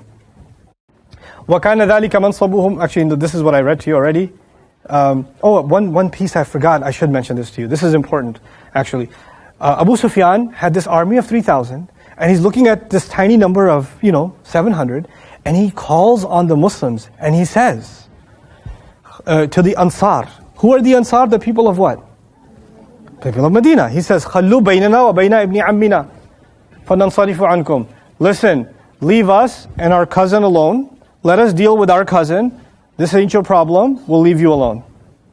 Who are they talking about, their cousin? The Prophet ﷺ. فَلَا حَاجَ بِنَا إِلَىٰ قِتَالِكُمْ. We have no need to fight you.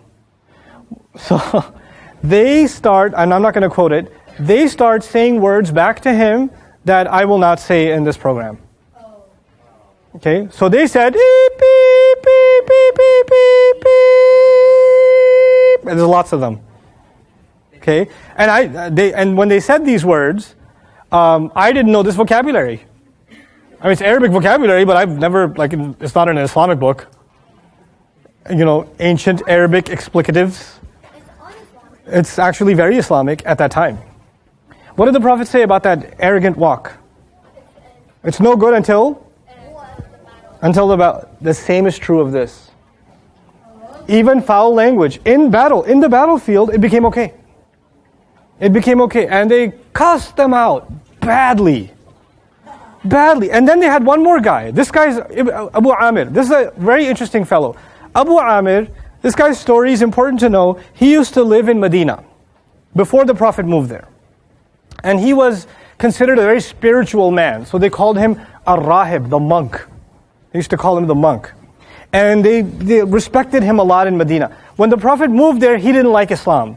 And he didn't like the Prophet ﷺ, and he didn't like that the government belongs to the Prophet ﷺ. So he basically left Medina and moved into Mecca. So here you have Muslims from Mecca moving to Medina, and this guy moved from Medina to Makkah because of Islam. Because he hates Islam too much. So he joined Makkah and he's like, I can't stand them. And if you're going to fight Muhammad, I'll join you. So he's on the Makkah battlefield. And before Islam, the people of Medina used to respect him a lot. And what do they call him? Monk. So he says to Abu Sufyan, listen, let me talk to them. They know me. I got street cred with them. So he comes up and he now addresses them. So let me tell you what he says. Ya ma'ashar al-Aws, ana Abu Amir. Hey, Aus, his tribe. It's me, Abu Amir, remember? You know? And they say, La an'ama Allahu bika aynan, ya fasiq. So, basically, the word rahib means saintly or monk, and the opposite of it is sinner or corrupt person, which is fasiq. So they respond, oh, it's you. May God never bless you with the ability to see. May God make you blind, you fasiq. And that was his own people. It's like, hey y'all, oh, what's up, it's me. And they're like, hey, die. And so when he heard that from them, because he had told Abu Sufyan, let me handle this, I got this, they know me. And he goes and he humiliates himself like this. So he came back to Abu Lahab, Abu Sufyan and said, لَقَدْ أَصْحَابَ قَوْمِي بِعَدِي شَرْ. My people have some kind of virus. Something's happened to them. He could never imagine his people would talk to him like this. But what is it that made them talk like this? You see, this is one of the most powerful realities of the seerah of the Prophet ﷺ that we have forgotten. It's not just important to remember for history purposes, we have forgotten it.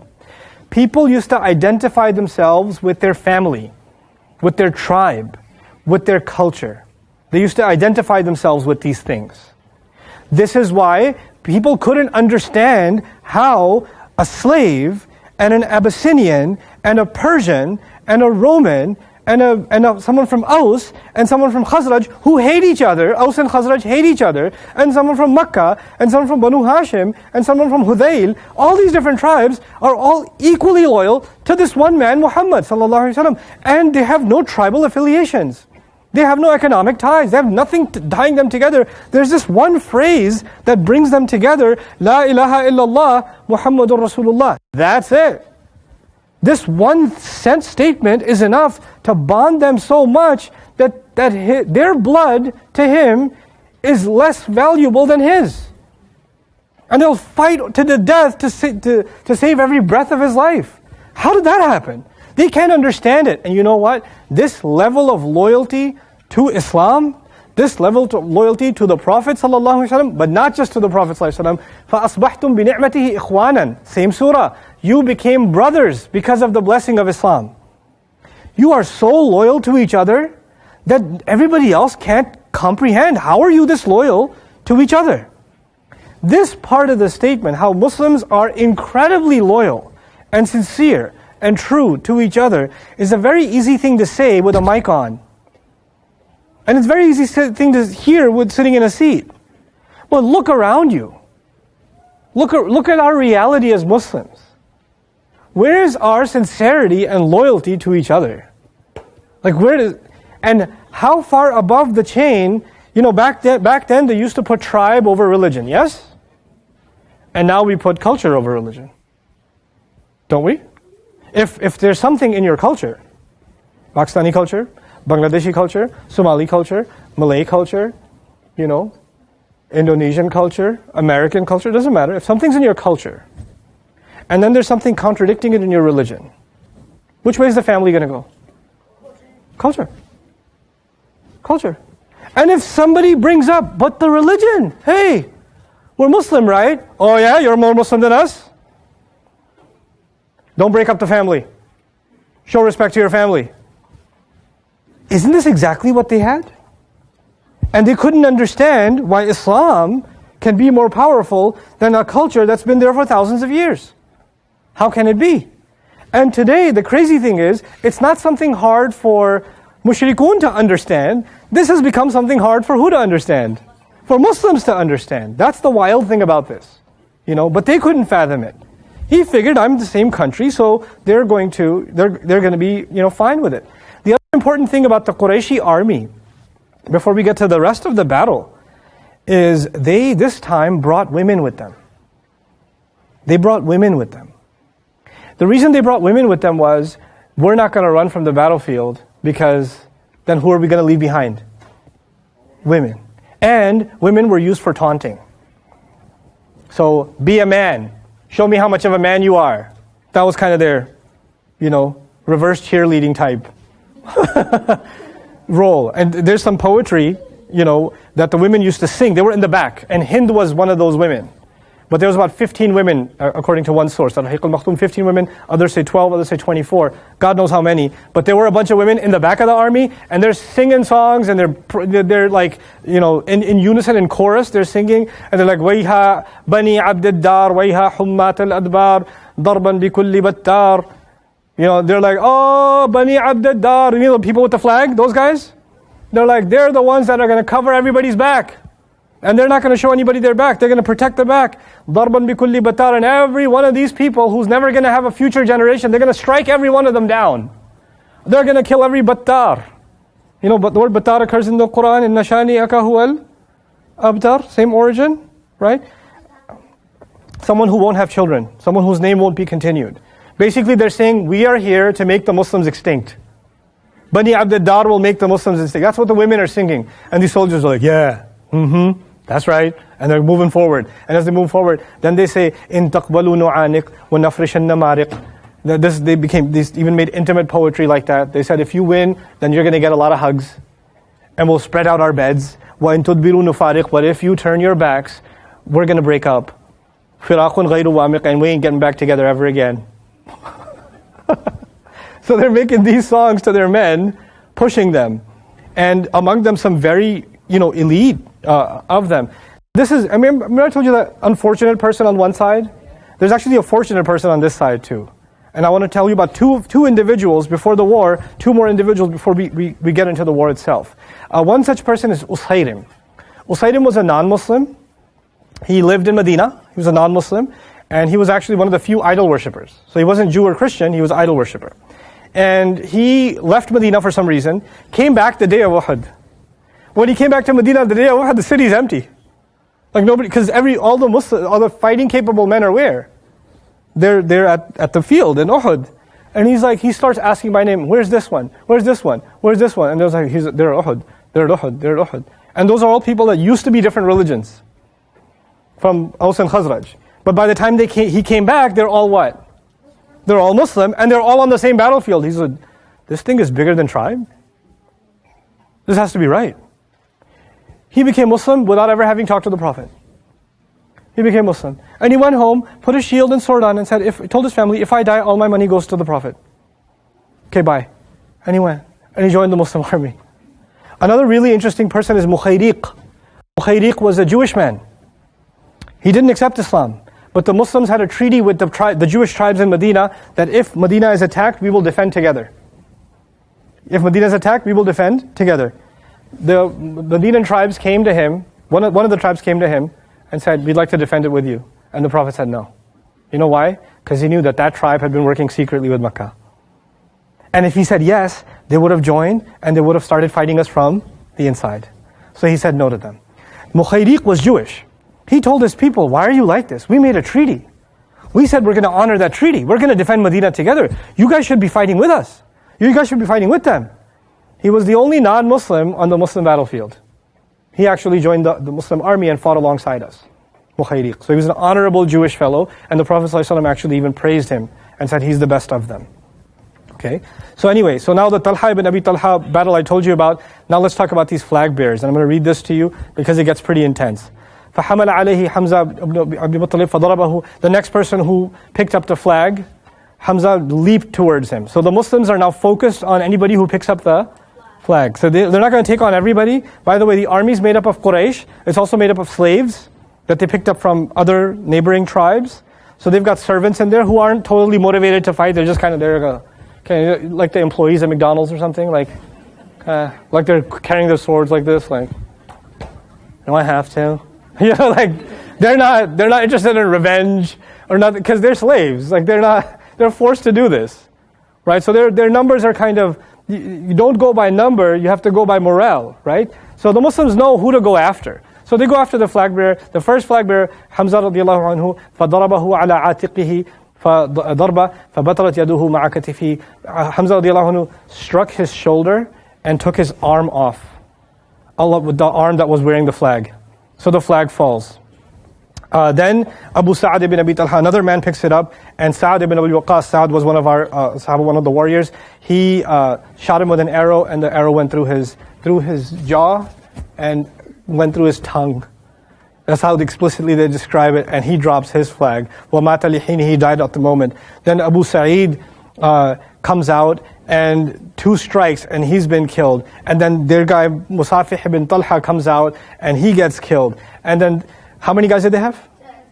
10. One after the other, after the other, after the other, all 10 die. And the flag falls. And no one's there to pick it up. And then one of the slaves is like, I'll pick it up. So one of the slaves of the mushrikun actually picked up the flag and fought for a little bit, and then eventually Qazman, one of the Muslims, killed him, and he died, and nobody was there to pick up the flag anymore. An army of 3,000 no longer has a flag. So guess what they're doing? It's over. In their heads, it's over. But remember, there were 3 flanks, right?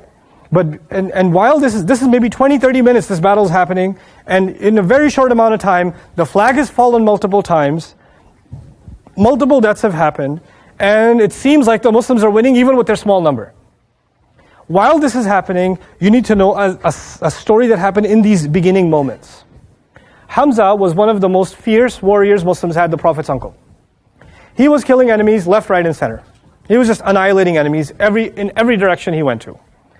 And before this battle, there was a man named Jubair. Jubair was a prisoner of war in Badr from the enemy side. And the thing with Jubair is, his uncle was killed by Hamza. His uncle was killed by who? Hamza, okay? And his uncle was actually a POW who was killed. Tu'ayma.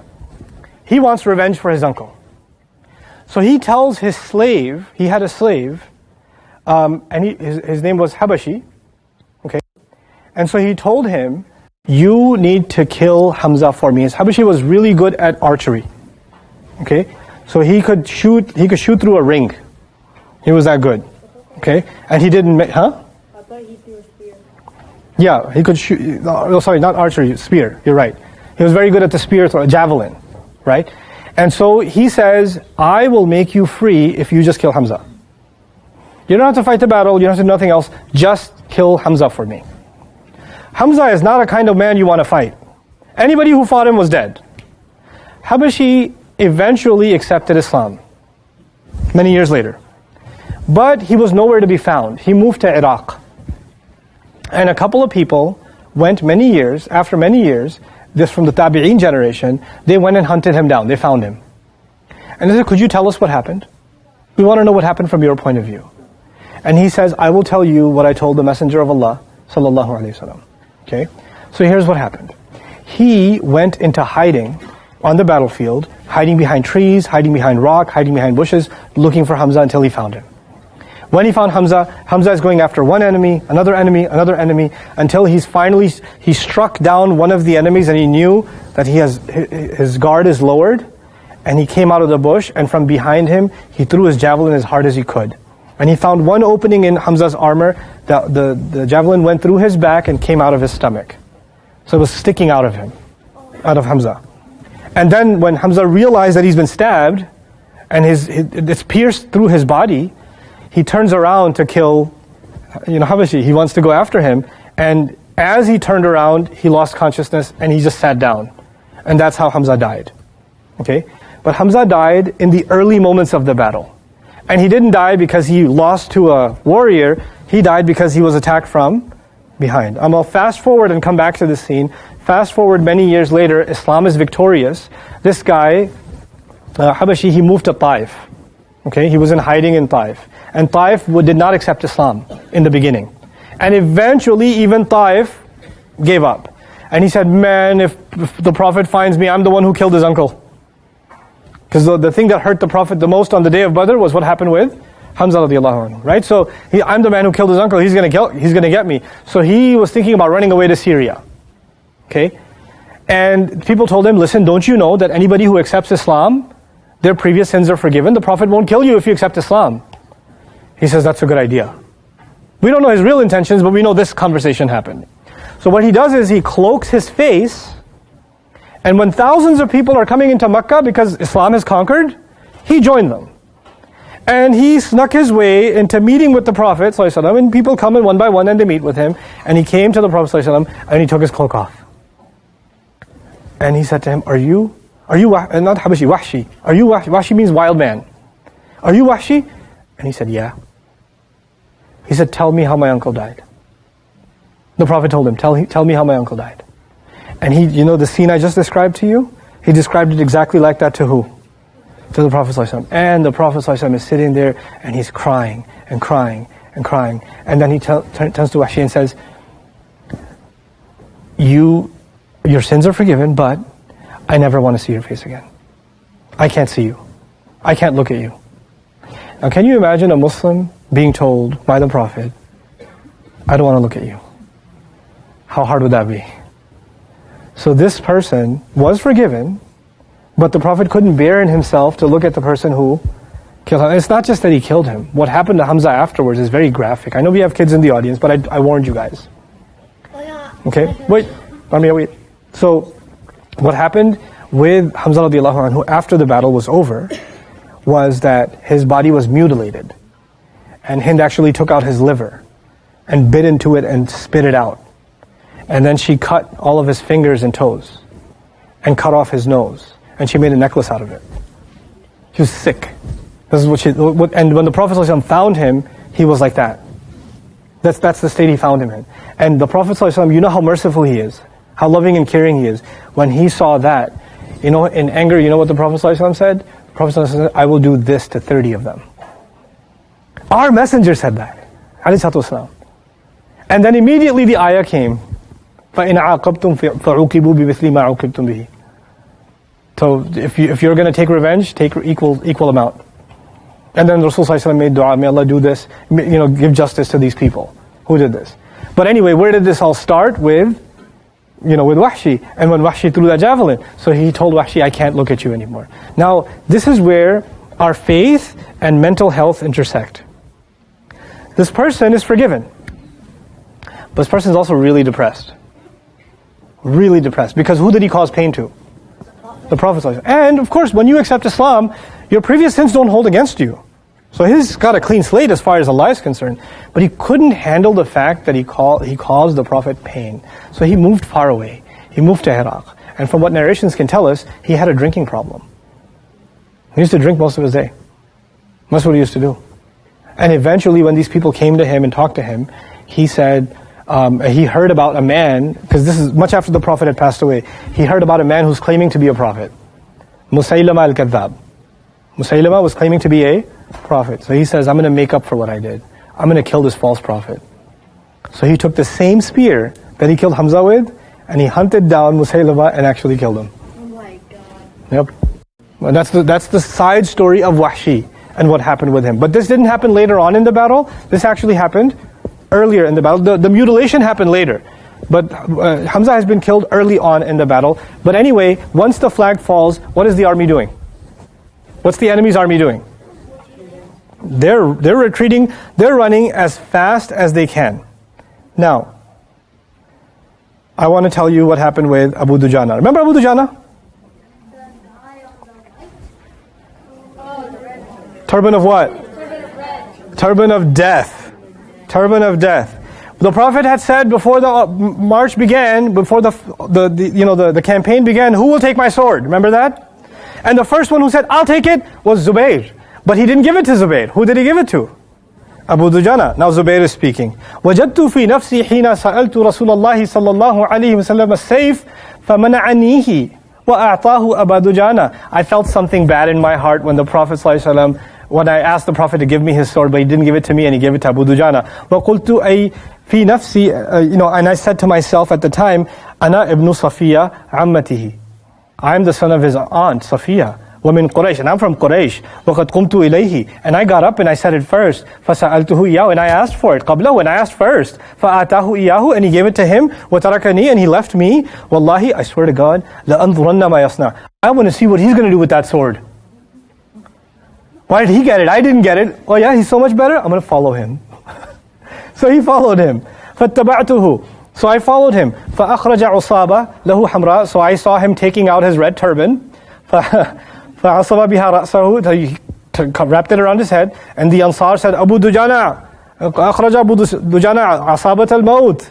فخرج وهو يقول. So he, Abu Dujana, put on his turban, and the Ansar who knew him said, uh-oh, he's wearing the turban of death.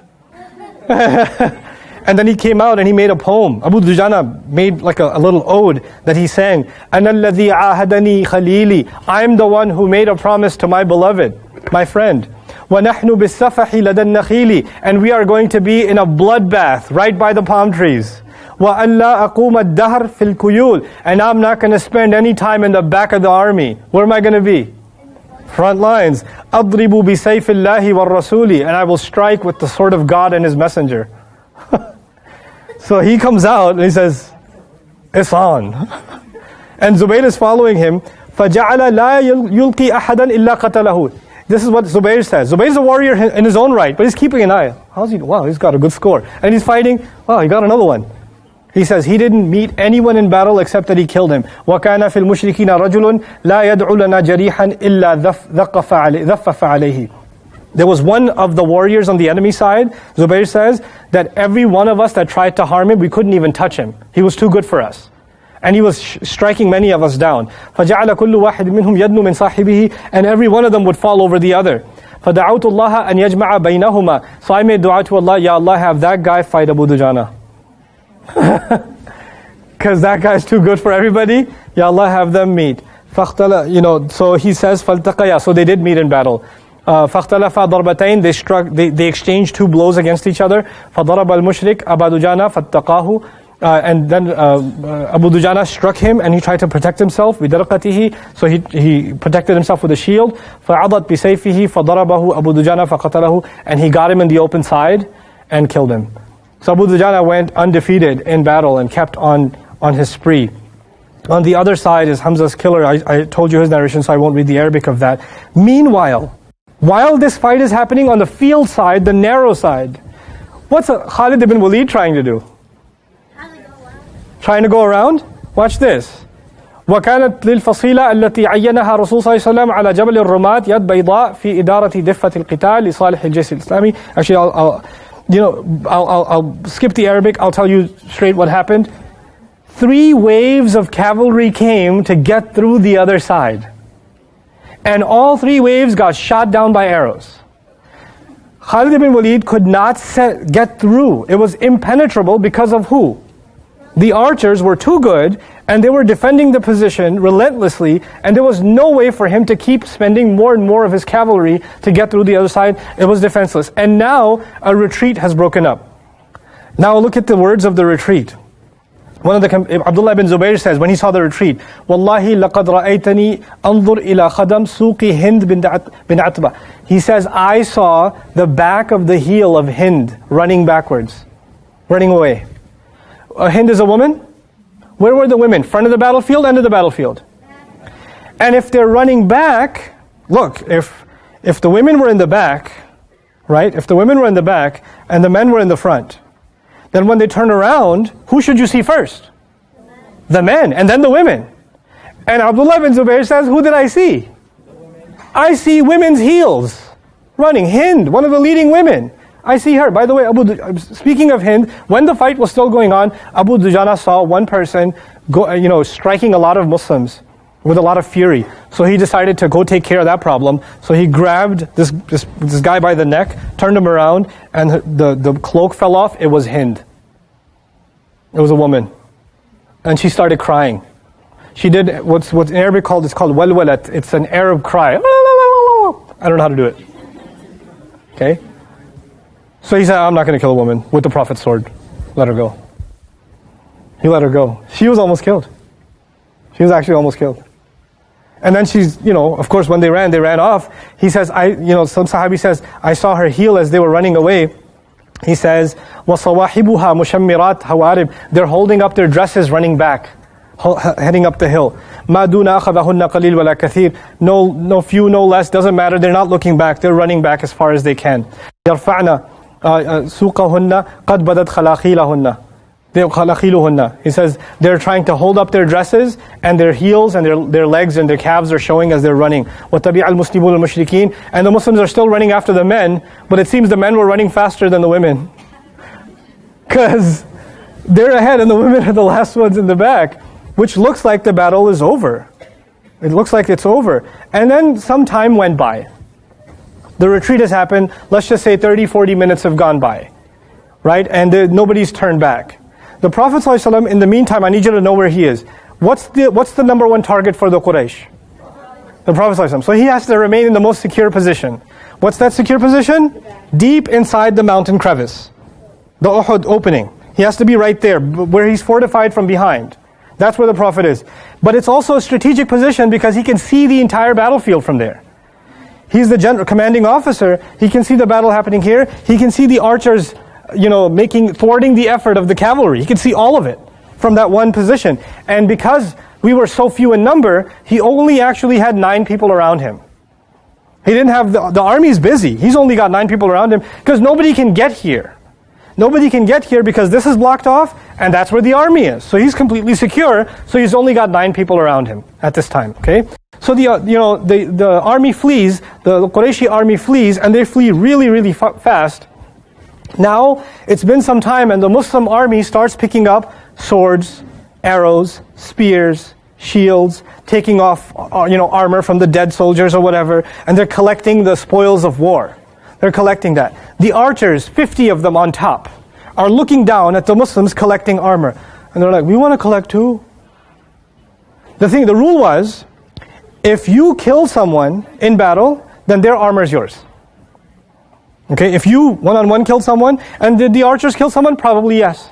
They probably shot a few cavalry down. So if they collect that, that's going to be theirs. But if the general army collects, then it's distributed equally. Okay, that's the rule. So they see an opportunity to collect. And so here's what happens. Al-ghanima, al-ghanima, dhahara ashabukum fama tanzurun. Some of them say, come on, the spoils. Everybody else is getting it. Why are you waiting? Why are you waiting? This is like, when some masjids make the mistake, there's free toys for children outside. It could be like a 90 cent toy. No, 49 cent toy. Forget 99 cent. And there are people driving up in Mercedes fighting each other to the death for the 49 cent toy because it's available for free. Or what happens at iftar lines, the bloodbath that happens. The food isn't halal, but the blood of your brother is now all of a sudden. They see it and they want it. They want to go down there. So their leader, Abdullah ibn Jubair, says, he reminded them, Anasitum ma qala lakum Rasulullah sallallahu. Have you forgotten what the messenger told you?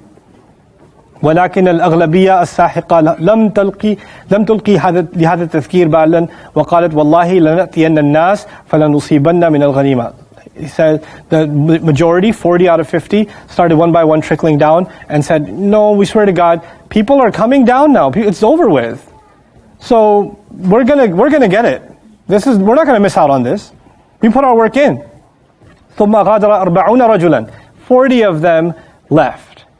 Khalid ibn Walid was in front of them, remember? He's flying back in retreat, but he's making it look like a retreat. And he wants to see what they do. And he's keeping an eye. And from a hawkeye's distance, he sees that the archers, 40 of them, have left their position. Are 10 archers enough to defend the opening? No. But if he comes back too quickly, they're going to see it. So what he does, he gathers a few of his men, and we don't know the exact number, but it seems it's somewhere between 100 to 200 people. 100 to 200. So forget the 3,000 now. We've got 100 to 200 people. And he sneaks up to the mountain. There's a crevice, like a little ravine. They go under the ravine, and around, and they come up the mountain, kill the 10 archers that are up there. And there's an opening now. And there's about 200 people that are heading directly towards the Prophet ﷺ. How many people were around the Prophet? 9 people are around the Prophet. And the Prophet can see it happening. He can see it happening. And they're heading his way. Okay?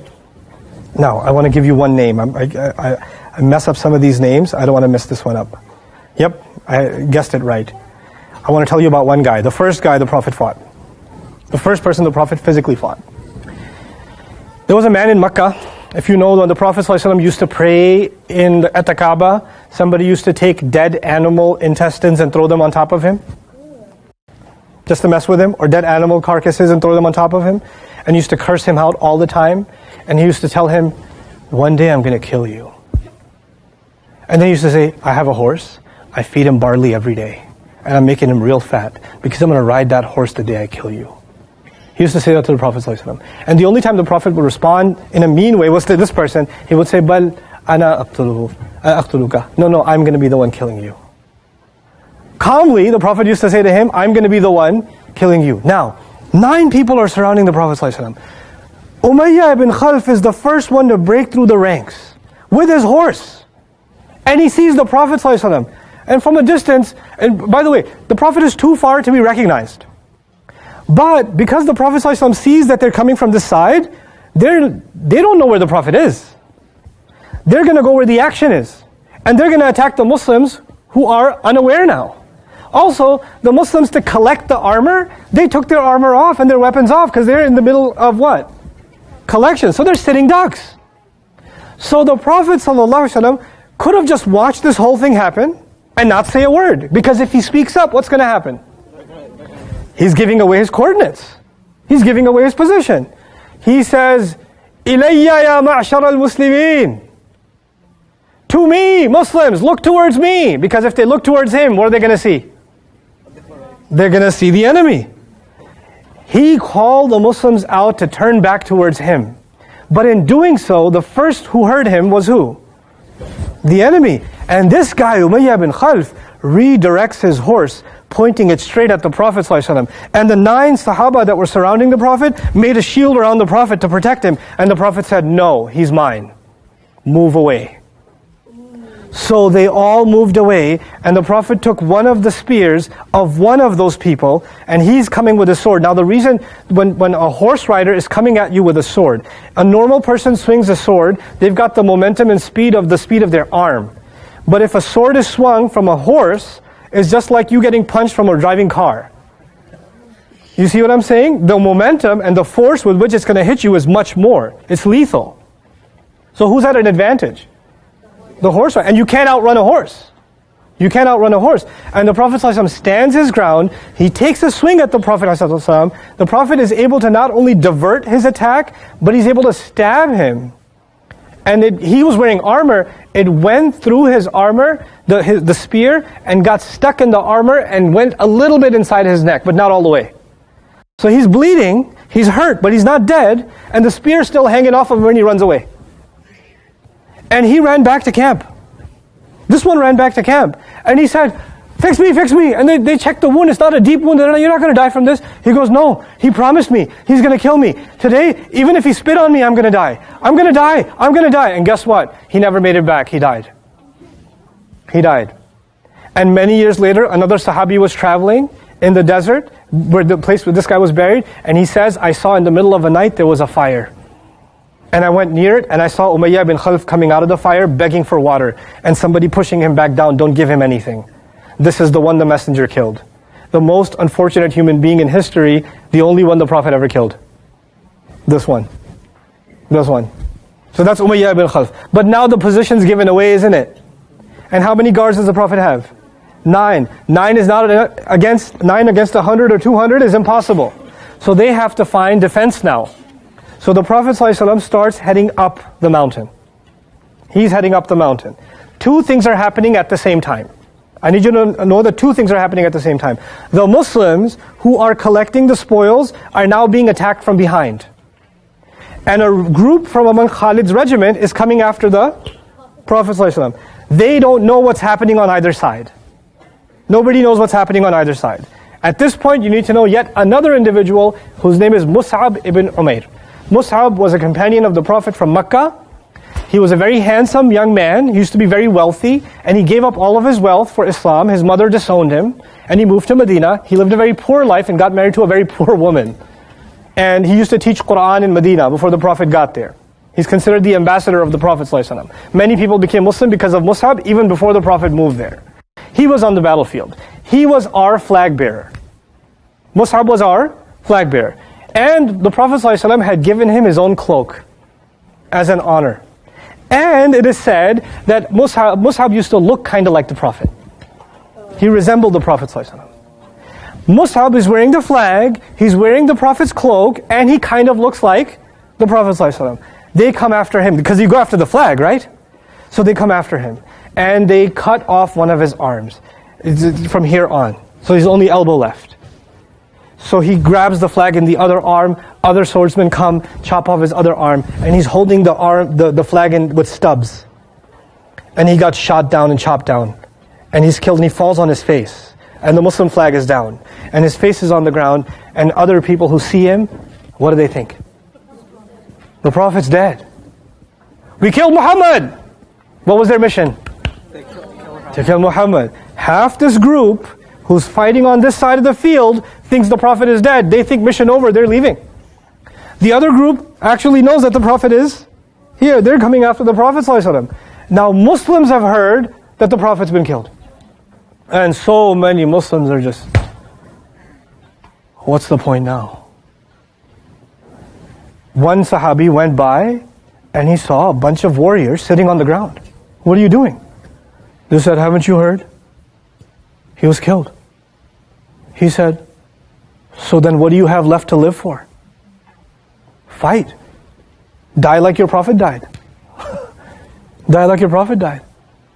Remember this one man came, this old man who wanted to join the battle, remember him? He came and you know what he said? He told his friend, I see heaven on the other side of that mountain. You know what that means? I know I'm going to get killed. I know this is over. And they go and they get killed. There's an absolute massacre happening on this side, and Muslims are demoralized because they think who's dead? The Prophet ﷺ. Meanwhile, what's happening on the Prophet's side? Let me read it to you, because this is getting worse. It's not going to get better, it's going to get worse. Okay? Before I tell you the Prophet's side, one more tragedy. There was a man named Yaman, I told you about him, who was late to join the army, the old man, who said, what do we have left to live for? When he came, by the time he came, Khalid had already created the chaos.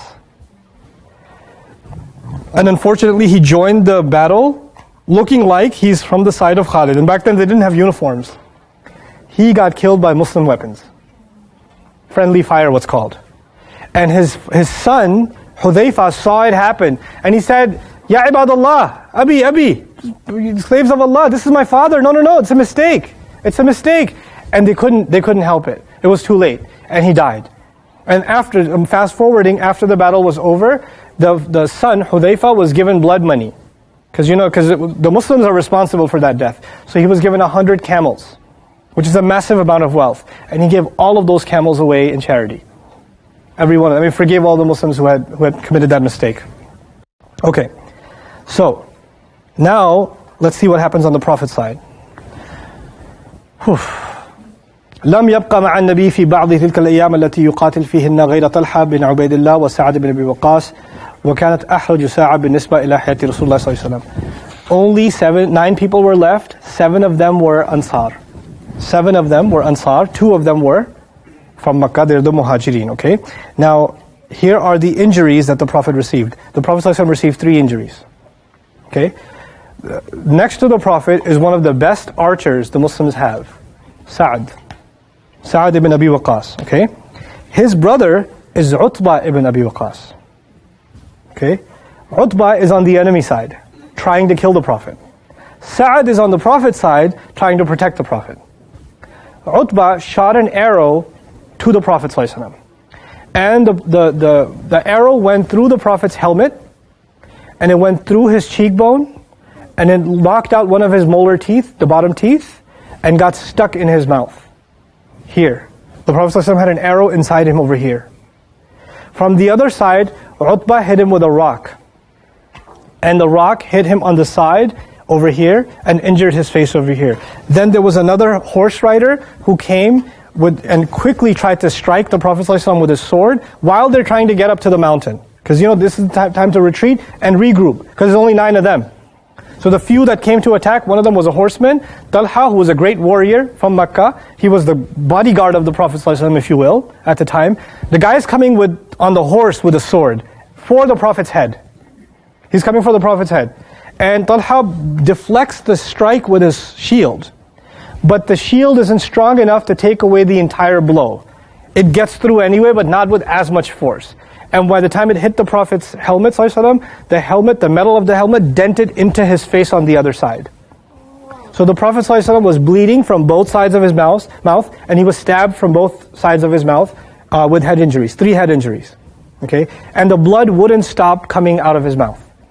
And as this happened, as they're heading up the mountain, the Prophet ﷺ says, كَيْفَ يَهْدِي اللَّهُ قَوْمًا فَعَلُوا هَذَا بِنَبِيِّهِمْ. How can Allah guide a nation who do this with their Prophet? How can Allah guide people who do this with their Prophet? So now he's heading up to the mountain. Now, these are the injuries to the Prophet ﷺ.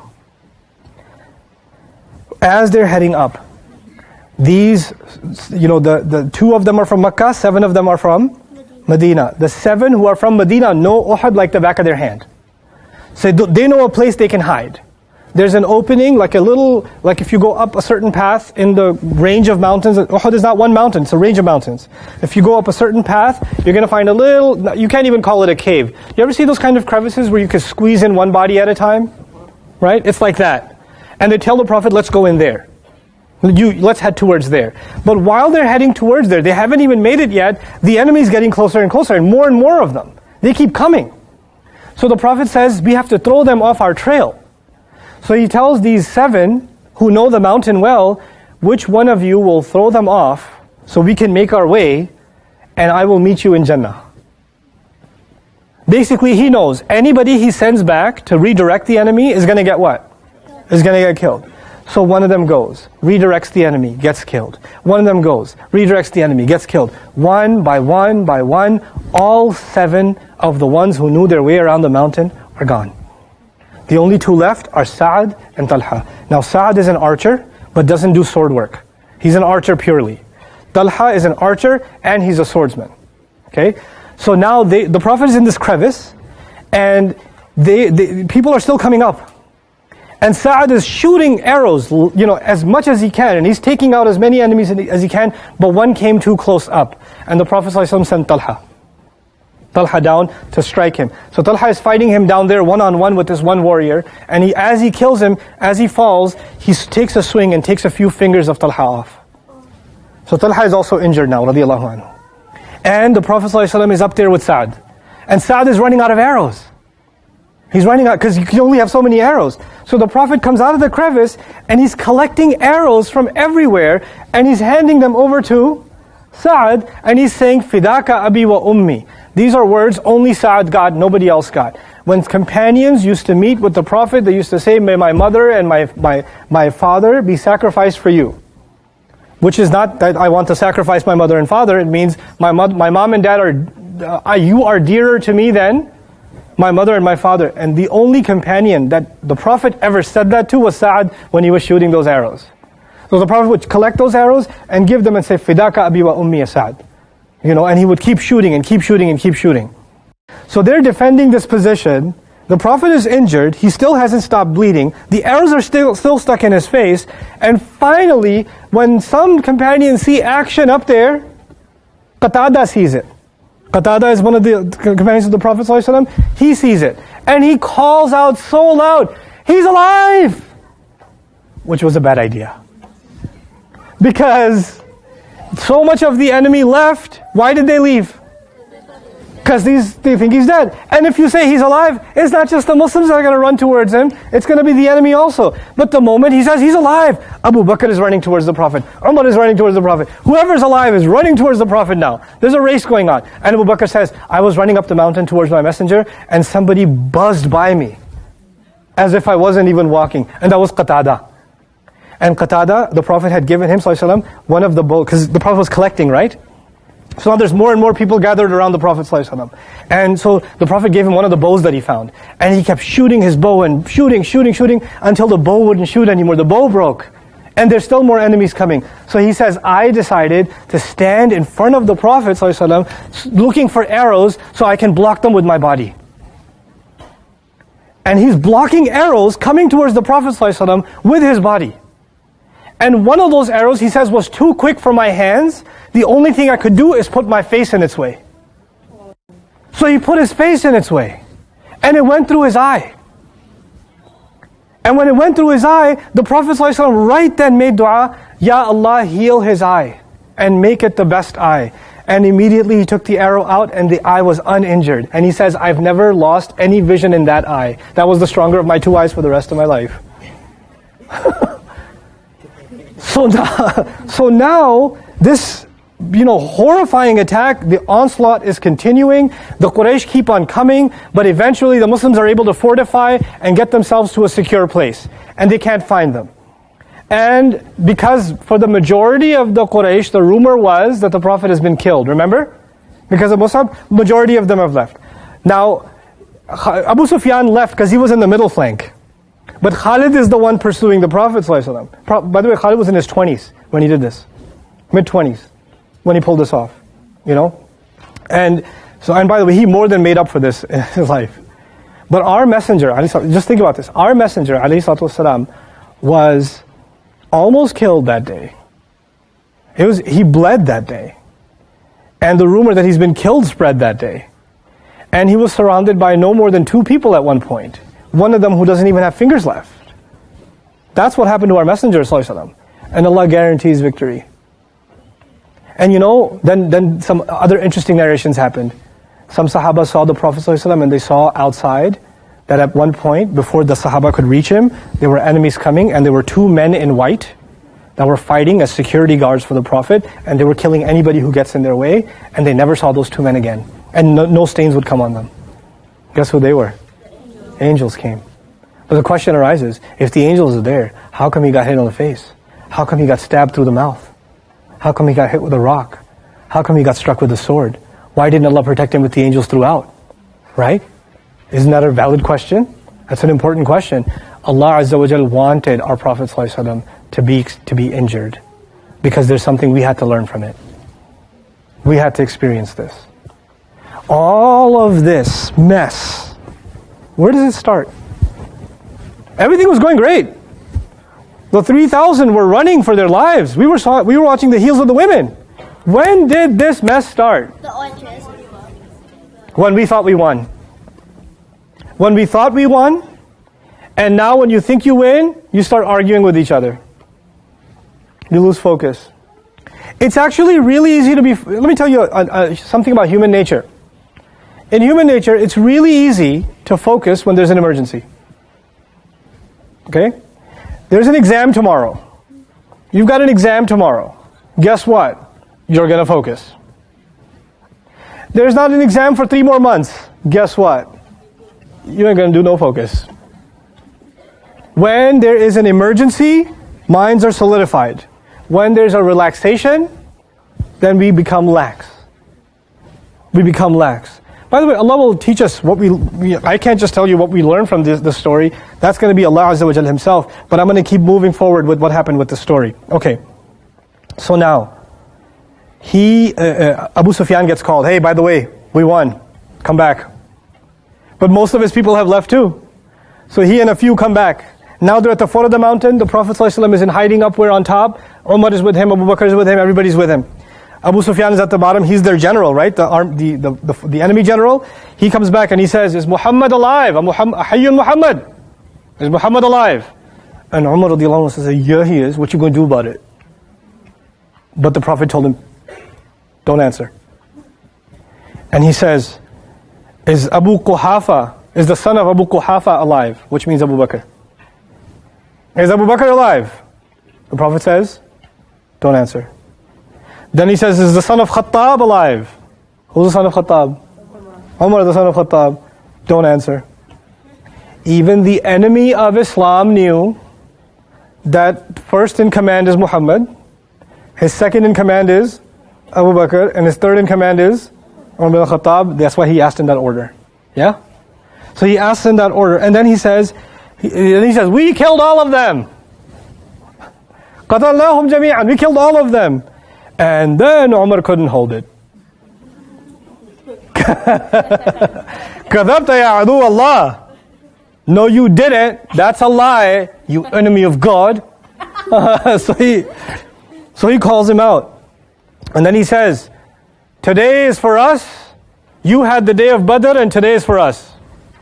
That was yours and this is ours. وَالْحَرْبُ سِجَالٍ. And war is payback. So we got our payback for which day? For Badr. And then he said, you will find that you're dead or mutilated. But I didn't command it, but I don't mind it either.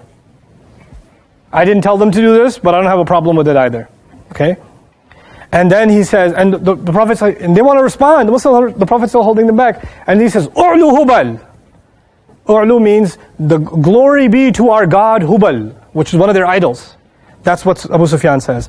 And then the Prophet said, Ajibuhu, answer him. When he was talking trash to the Muslims, no need. When he speaks the words of shirk, answer. Stand up for God. Ajibuhu, answer him. And they said, وَمَاذَا نُجِيبُهُ. What do we answer him? He says, Allahu a'la wa ajal. Allah is higher. Allah is more glorified than Hubal is. Then he says, لَنَا الْعُزَّى وَلَا عُزَّى لَكُمْ. We have Uzza, another god of theirs. You have no Uzza. And the messenger told them to respond, Allahu maulana wa la maula lakum. Allah is our protecting guardian and you have no protecting guardian. Now, the battle is over. He says, we will, and Umar bin al-Khattab radiallahu anhu basically tells him, we'll meet again where we end you. They're not backing down, but they're up on the mountain and they've decided that this is the end of the war. The end of the war means that Abu Sufyan and all the military have actually properly retreated. But the Prophet ﷺ still isn't being, naive about it because they thought they retreated once before. So they're not going to take it lax, right? Now these people leave, nightfall is coming, and the Prophet ﷺ is worried that they're going to come back again. And as a matter of fact, what happened was, these people halfway back, they said, wait, what was our mission again? What was their mission? To kill the Prophet. Why would they want to kill the Prophet? Do you remember what their mission was? Why is it so important to kill the Prophet? Somebody tell me. Huh? They don't want Islam to spread. Not just that, they didn't want Islam to spread. There's something more. I told you guys. Rami? Because they don't want the Prophet to have power. Because they don't have Prophet to have power. I need another answer. I will wait for the audience. Yes, sir. Because of their trade routes. And guess what? Even though they almost killed the Prophet ﷺ and went back, who still has the trade routes? The Prophet, the Muslims do. And who's still alive? The Prophet. So as far as all the money they spent and all this investment they made, actually from a military point of view, mission failed. Mission failed. You got to talk some trash and then went back. Missions actually failed. They realize this halfway. And they want to turn back and want to finish the job. But while they want to finish the job, something interesting happens. One of the mushrikeen, who used to be kind of supportive of the Prophet ﷺ, and he was from Mecca, but he didn't like this whole war thing. He came to show condolences to the Prophet at his house in Medina. By the way, Medina is right down the mountain. It's right there. By the way, when the Prophet ﷺ got to his home, his bleeding didn't stop. And Ali and Fatima were both trying to cover his wound and try to patch it up, and the bleeding wouldn't stop. So Fatima took some burnt leaves and made a paste out of it, and hot water, and made paste out of it and glued his wounds. And that's what they used to use for some sort of remedy, and that's when his bleeding stopped. So this man came and said, I'm very sorry to hear what my people did to you. And this really shouldn't have happened. And he's heading back. So this is a Meccan, but he's not an enemy. He's heading back and he sees the enemy army thinking about regrouping and coming back. And he says, you just came from Medina, how are the Muslims doing? And he says, they're really mad. They're getting ready to destroy you guys. You're probably better off going home. So they head home. The Prophet doesn't know this. The Prophet ﷺ doesn't know this. But the Prophet ﷺ made an announcement after, by the way, 70 Sahaba have been killed. The Prophet is severely injured where? So everybody can see the Prophet's injured. It's not a wound you can hide. You understand? And it most likely affects his speech too. It most likely affects his speech also. And he has to give a public speech after this attack. What's his first speech? His first speech is, there's a camp, Hamra al-Asad, there's a camp outside Medina, in the same direction the enemy just left. In case they come back, who wants Jannah and wants to go to that camp and protect it for us? Before the rest of the army gets 1 day's rest, and then they'll go. I need 70 of you to go up there. After we were almost annihilated. And Ali radiallahu anhu and 69 others raised their hands and they went up there. Thinking that the army will what? Come back, and what's 70 going to do? But they go back there, go as the front line of the Muslims, while the Muslims get reinforcements. And then the next day the Prophet ﷺ himself went. And they stayed there for 3 days, but the enemy didn't show up. And then they came back. And after all of that, they came back. This scene, this event that took place in the life of the Prophet ﷺ, Allah Azza wa Jal describes this in many, many different ways. But one of the most powerful, and there's like maybe, I would say 20 or 30 lessons that come from just this event. What just happened here. And everything that happens after this event actually is entirely based on what happened. Remember I told you about that unfortunate man? I forgot to tell you about him. What did happen? Yeah, what did happen to him? He was the only POW we caught. Again. He was POW in Badr. The Prophet said, don't fight us again. I'll let you go. And then Abu Sufyan told him, how are we going to lose? We got 3,000. Come on. Easy money. He came back again, and this time he was what again? POW again. It's me. So obviously he was executed. He was actually executed. Because that's khiyana. That's treachery. You made an agreement, your life is being spared because you won't fight us, you came to fight us again. And he was actually executed. Okay? Another sahabi that's very important, another sahabi that's two sahaba that are important to talk about are Hanzala and Mus'ab. I told you about Mus'ab when he was killed. He was so poor that when time came to bury him, when they tried to cover his head, his feet would show, legs would show. When they tried to cover his legs, his feet would show. So the Prophet ﷺ had part of his body covered with his clothes and the other with leaves, so he can have his janazah. Okay? And then you have, the remarkable story of Hanzala radiallahu ta'ala anhu, no, not Hanzala, Hudayfa radiallahu ta'ala anhu, who got married. It was the first time he was with his wife, and then the call came to fight in the path of Allah. And he left without even taking a shower. And he fought on the battlefield, and he almost killed Abu Sufyan. He almost killed Abu Sufyan, and some people caught that he's about to kill him, and they struck him from behind and killed him. And because he almost got their leader. And when the Prophet ﷺ came near him, the Prophet ﷺ, cried, and then he smiled, and then he looked away because he was being given ghusl. It's called Ghasilul Malaika, because he didn't get ghusl when he was alive, so he was being given ghusl after he died. And Usayrim was, I told you, the one who came back to Medina and he found nobody, and he joined Islam and went and fought. He was killed also. He's the only Muslim who was killed, who never prayed a single prayer, and went to Jannah. Like Sahaba used to ask a quiz question, which companion never prayed and went to Jannah? It was that one. He went to heaven, radiallahu ta'ala anhu. But there was one more Sahabi I mentioned to you. Which one am I forgetting? No, Hanzala and Mus'ab radiallahu anhu. And then Rasul sallallahu alaihi wasallam, after this whole thing was over, he went to all the families of the bereaved, all the people that had passed. And he went to them one by one by one. There's one interesting woman he went to whose name we don't know. But she asked, because her husband went, her father went, and her son went. She asked, is my father back? And they said no. She said, Inna lillahi wa inna ilayhi raji'un. Then she said, is my husband coming back? No, he was killed too. Is my son coming back? No, he was killed too. But every time she asked about, or they told her about one of them, she said, well, what about the Prophet? But what about the Prophet? But what about the Prophet? And then the first rumor she heard is the Prophet's been killed too. But then she heard that he's actually alive, and she's like, I won't believe it until I see him. And then he came walking through, and she said, everything after you, any calamity after you is bearable. You're okay, I can handle everything else. That's what she said to him, radiyallahu ta'ala anha. He went to Mus'ab's wife. They were also newlywed. He went to Mus'ab's wife, and he told Mus'ab's wife that her brother died. And she said, Inna lillahi wa inna ilayhi raji'un. And then he said, Ihtasibi. He said, brace yourself. And she said, who else? And he said, Mus'ab. And she wailed out crying. And before, this was the incident where wailing was prohibited. When he came back to Medina, all these women have a tradition in Arabia of crying out loud and lamenting out loud. And the Prophet was so hurt because he said, there's nobody even to lament for Hamza. And some women felt so loved by the Prophet ﷺ that they came just to lament for Hamza and did that. And then after all the lamenting was done, because the Prophet ﷺ didn't want the lamenting, but he knew what they were feeling. So after it was done, he said, it's not allowed after this day. That kind of crying isn't allowed after this day. Okay? Of the lots of lessons that we're going to learn about this battle and what happened, because it's not just a battle.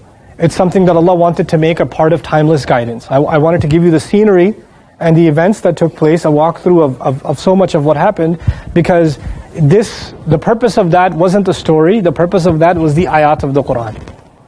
What did the ayat have to say about this? And these ayat have some absolutely timeless guidance. Absolutely timeless guidance. I'll just share one thing with you, and inshallah when I come back from my tour, I'll be doing a series of these ayat on Ali Imran on weeknights.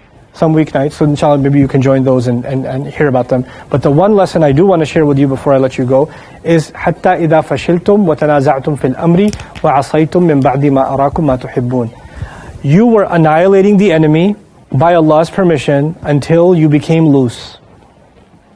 And you became loose by arguing among each other about something that's already established. What was established? Don't leave the position if we win or lose. Don't leave the position if you see us catching spoils of war. Don't leave the position if you see us being chewed by vultures. Don't leave. Instructions were clear, yes or no. Allah is teaching us that when people fight with each other, argue with each other about things that are absolutely clear, something that Allah has made clear, something that the Prophet has made clear, and you still argue about it, then expect disaster in this life. And expect that disaster won't just hit you. You will be the cause of disaster for a lot of people around you. A lot of people are going to get hurt. And by the way, some people incorrectly think that Hamza died because of their mistake. As I said to you before, when did Hamza pass? That was before. That was before. And then when they got an advantage, then Hind came back and did what she did. That was afterwards. So Hamza didn't die as a result of that. But did they suffer terrible losses? Did we almost lose our messenger, sallallahu alaihi wasallam? Absolutely. And so those of you who don't know, which prophet in Islamic history, in world history, which prophet is rumored, we're not sure if he got killed or didn't get killed, what happened? People are like, did he get killed, did he not get killed? Which prophet is that? It's no surprise that the first part of Ali Imran is about the miraculous resurrection of Isa, or raising of Isa. And you know what? When the Prophet ﷺ finally came to, at one point he fell unconscious too. When he woke up, you know one of the things he said? Master, forgive them because they are people who don't know. Guess what Jesus said in the Bible when he's about to be put on the cross? Forgive them for they know not. So there's actually in this story a number of parallels between what happened with the Prophet ﷺ. By the way, he's bleeding. Jesus is alleged to be what? Bleeding. The Romans were coming at him. There were a handful of disciples around him. And here you have the Prophet ﷺ and a handful of Sahaba around him. Right? And what does Allah say about the Prophet ﷺ here? He says, Muhammad is nothing but a messenger. Messengers came before. If he died or he was killed, would you turn back? And then he says, لَيْسَ لَكَ مِنَ الْأَمْرِ شَيْءٌ أَوْ يَتُوبَ عَلَيْهِمْ أَوْ يُعَذِّبَهُمْ فَإِنَّهُمْ ظَالِمُونَ. You have no authority, Prophet. You don't get to forgive them. You don't get to punish them. Because they're wrong. Allah owns whatever's in the skies and whatever's in the earth. He forgives whoever He wants. He punishes whoever He wants. Do you see a parallel between that and Jesus? Right? So, Ali Imran, it seems like first part of Ali Imran is about Jesus, and then it's about Muhammad ﷺ and this battle of Uhud. But actually, if you study carefully, they're telling two sides of the same story. It's really epic. So that's, inshallah, some home reading for all of you guys. Jazakumullahu khairan for attending today. I intended to take as long as possible, but I think what I needed to cover has been covered. I'll stick around for a little bit for any questions. If you guys have any, we can take them together. Otherwise, I have food to eat. Barakallahu li wa lakum. Assalamu alaikum wa rahmatullahi wa barakatuh.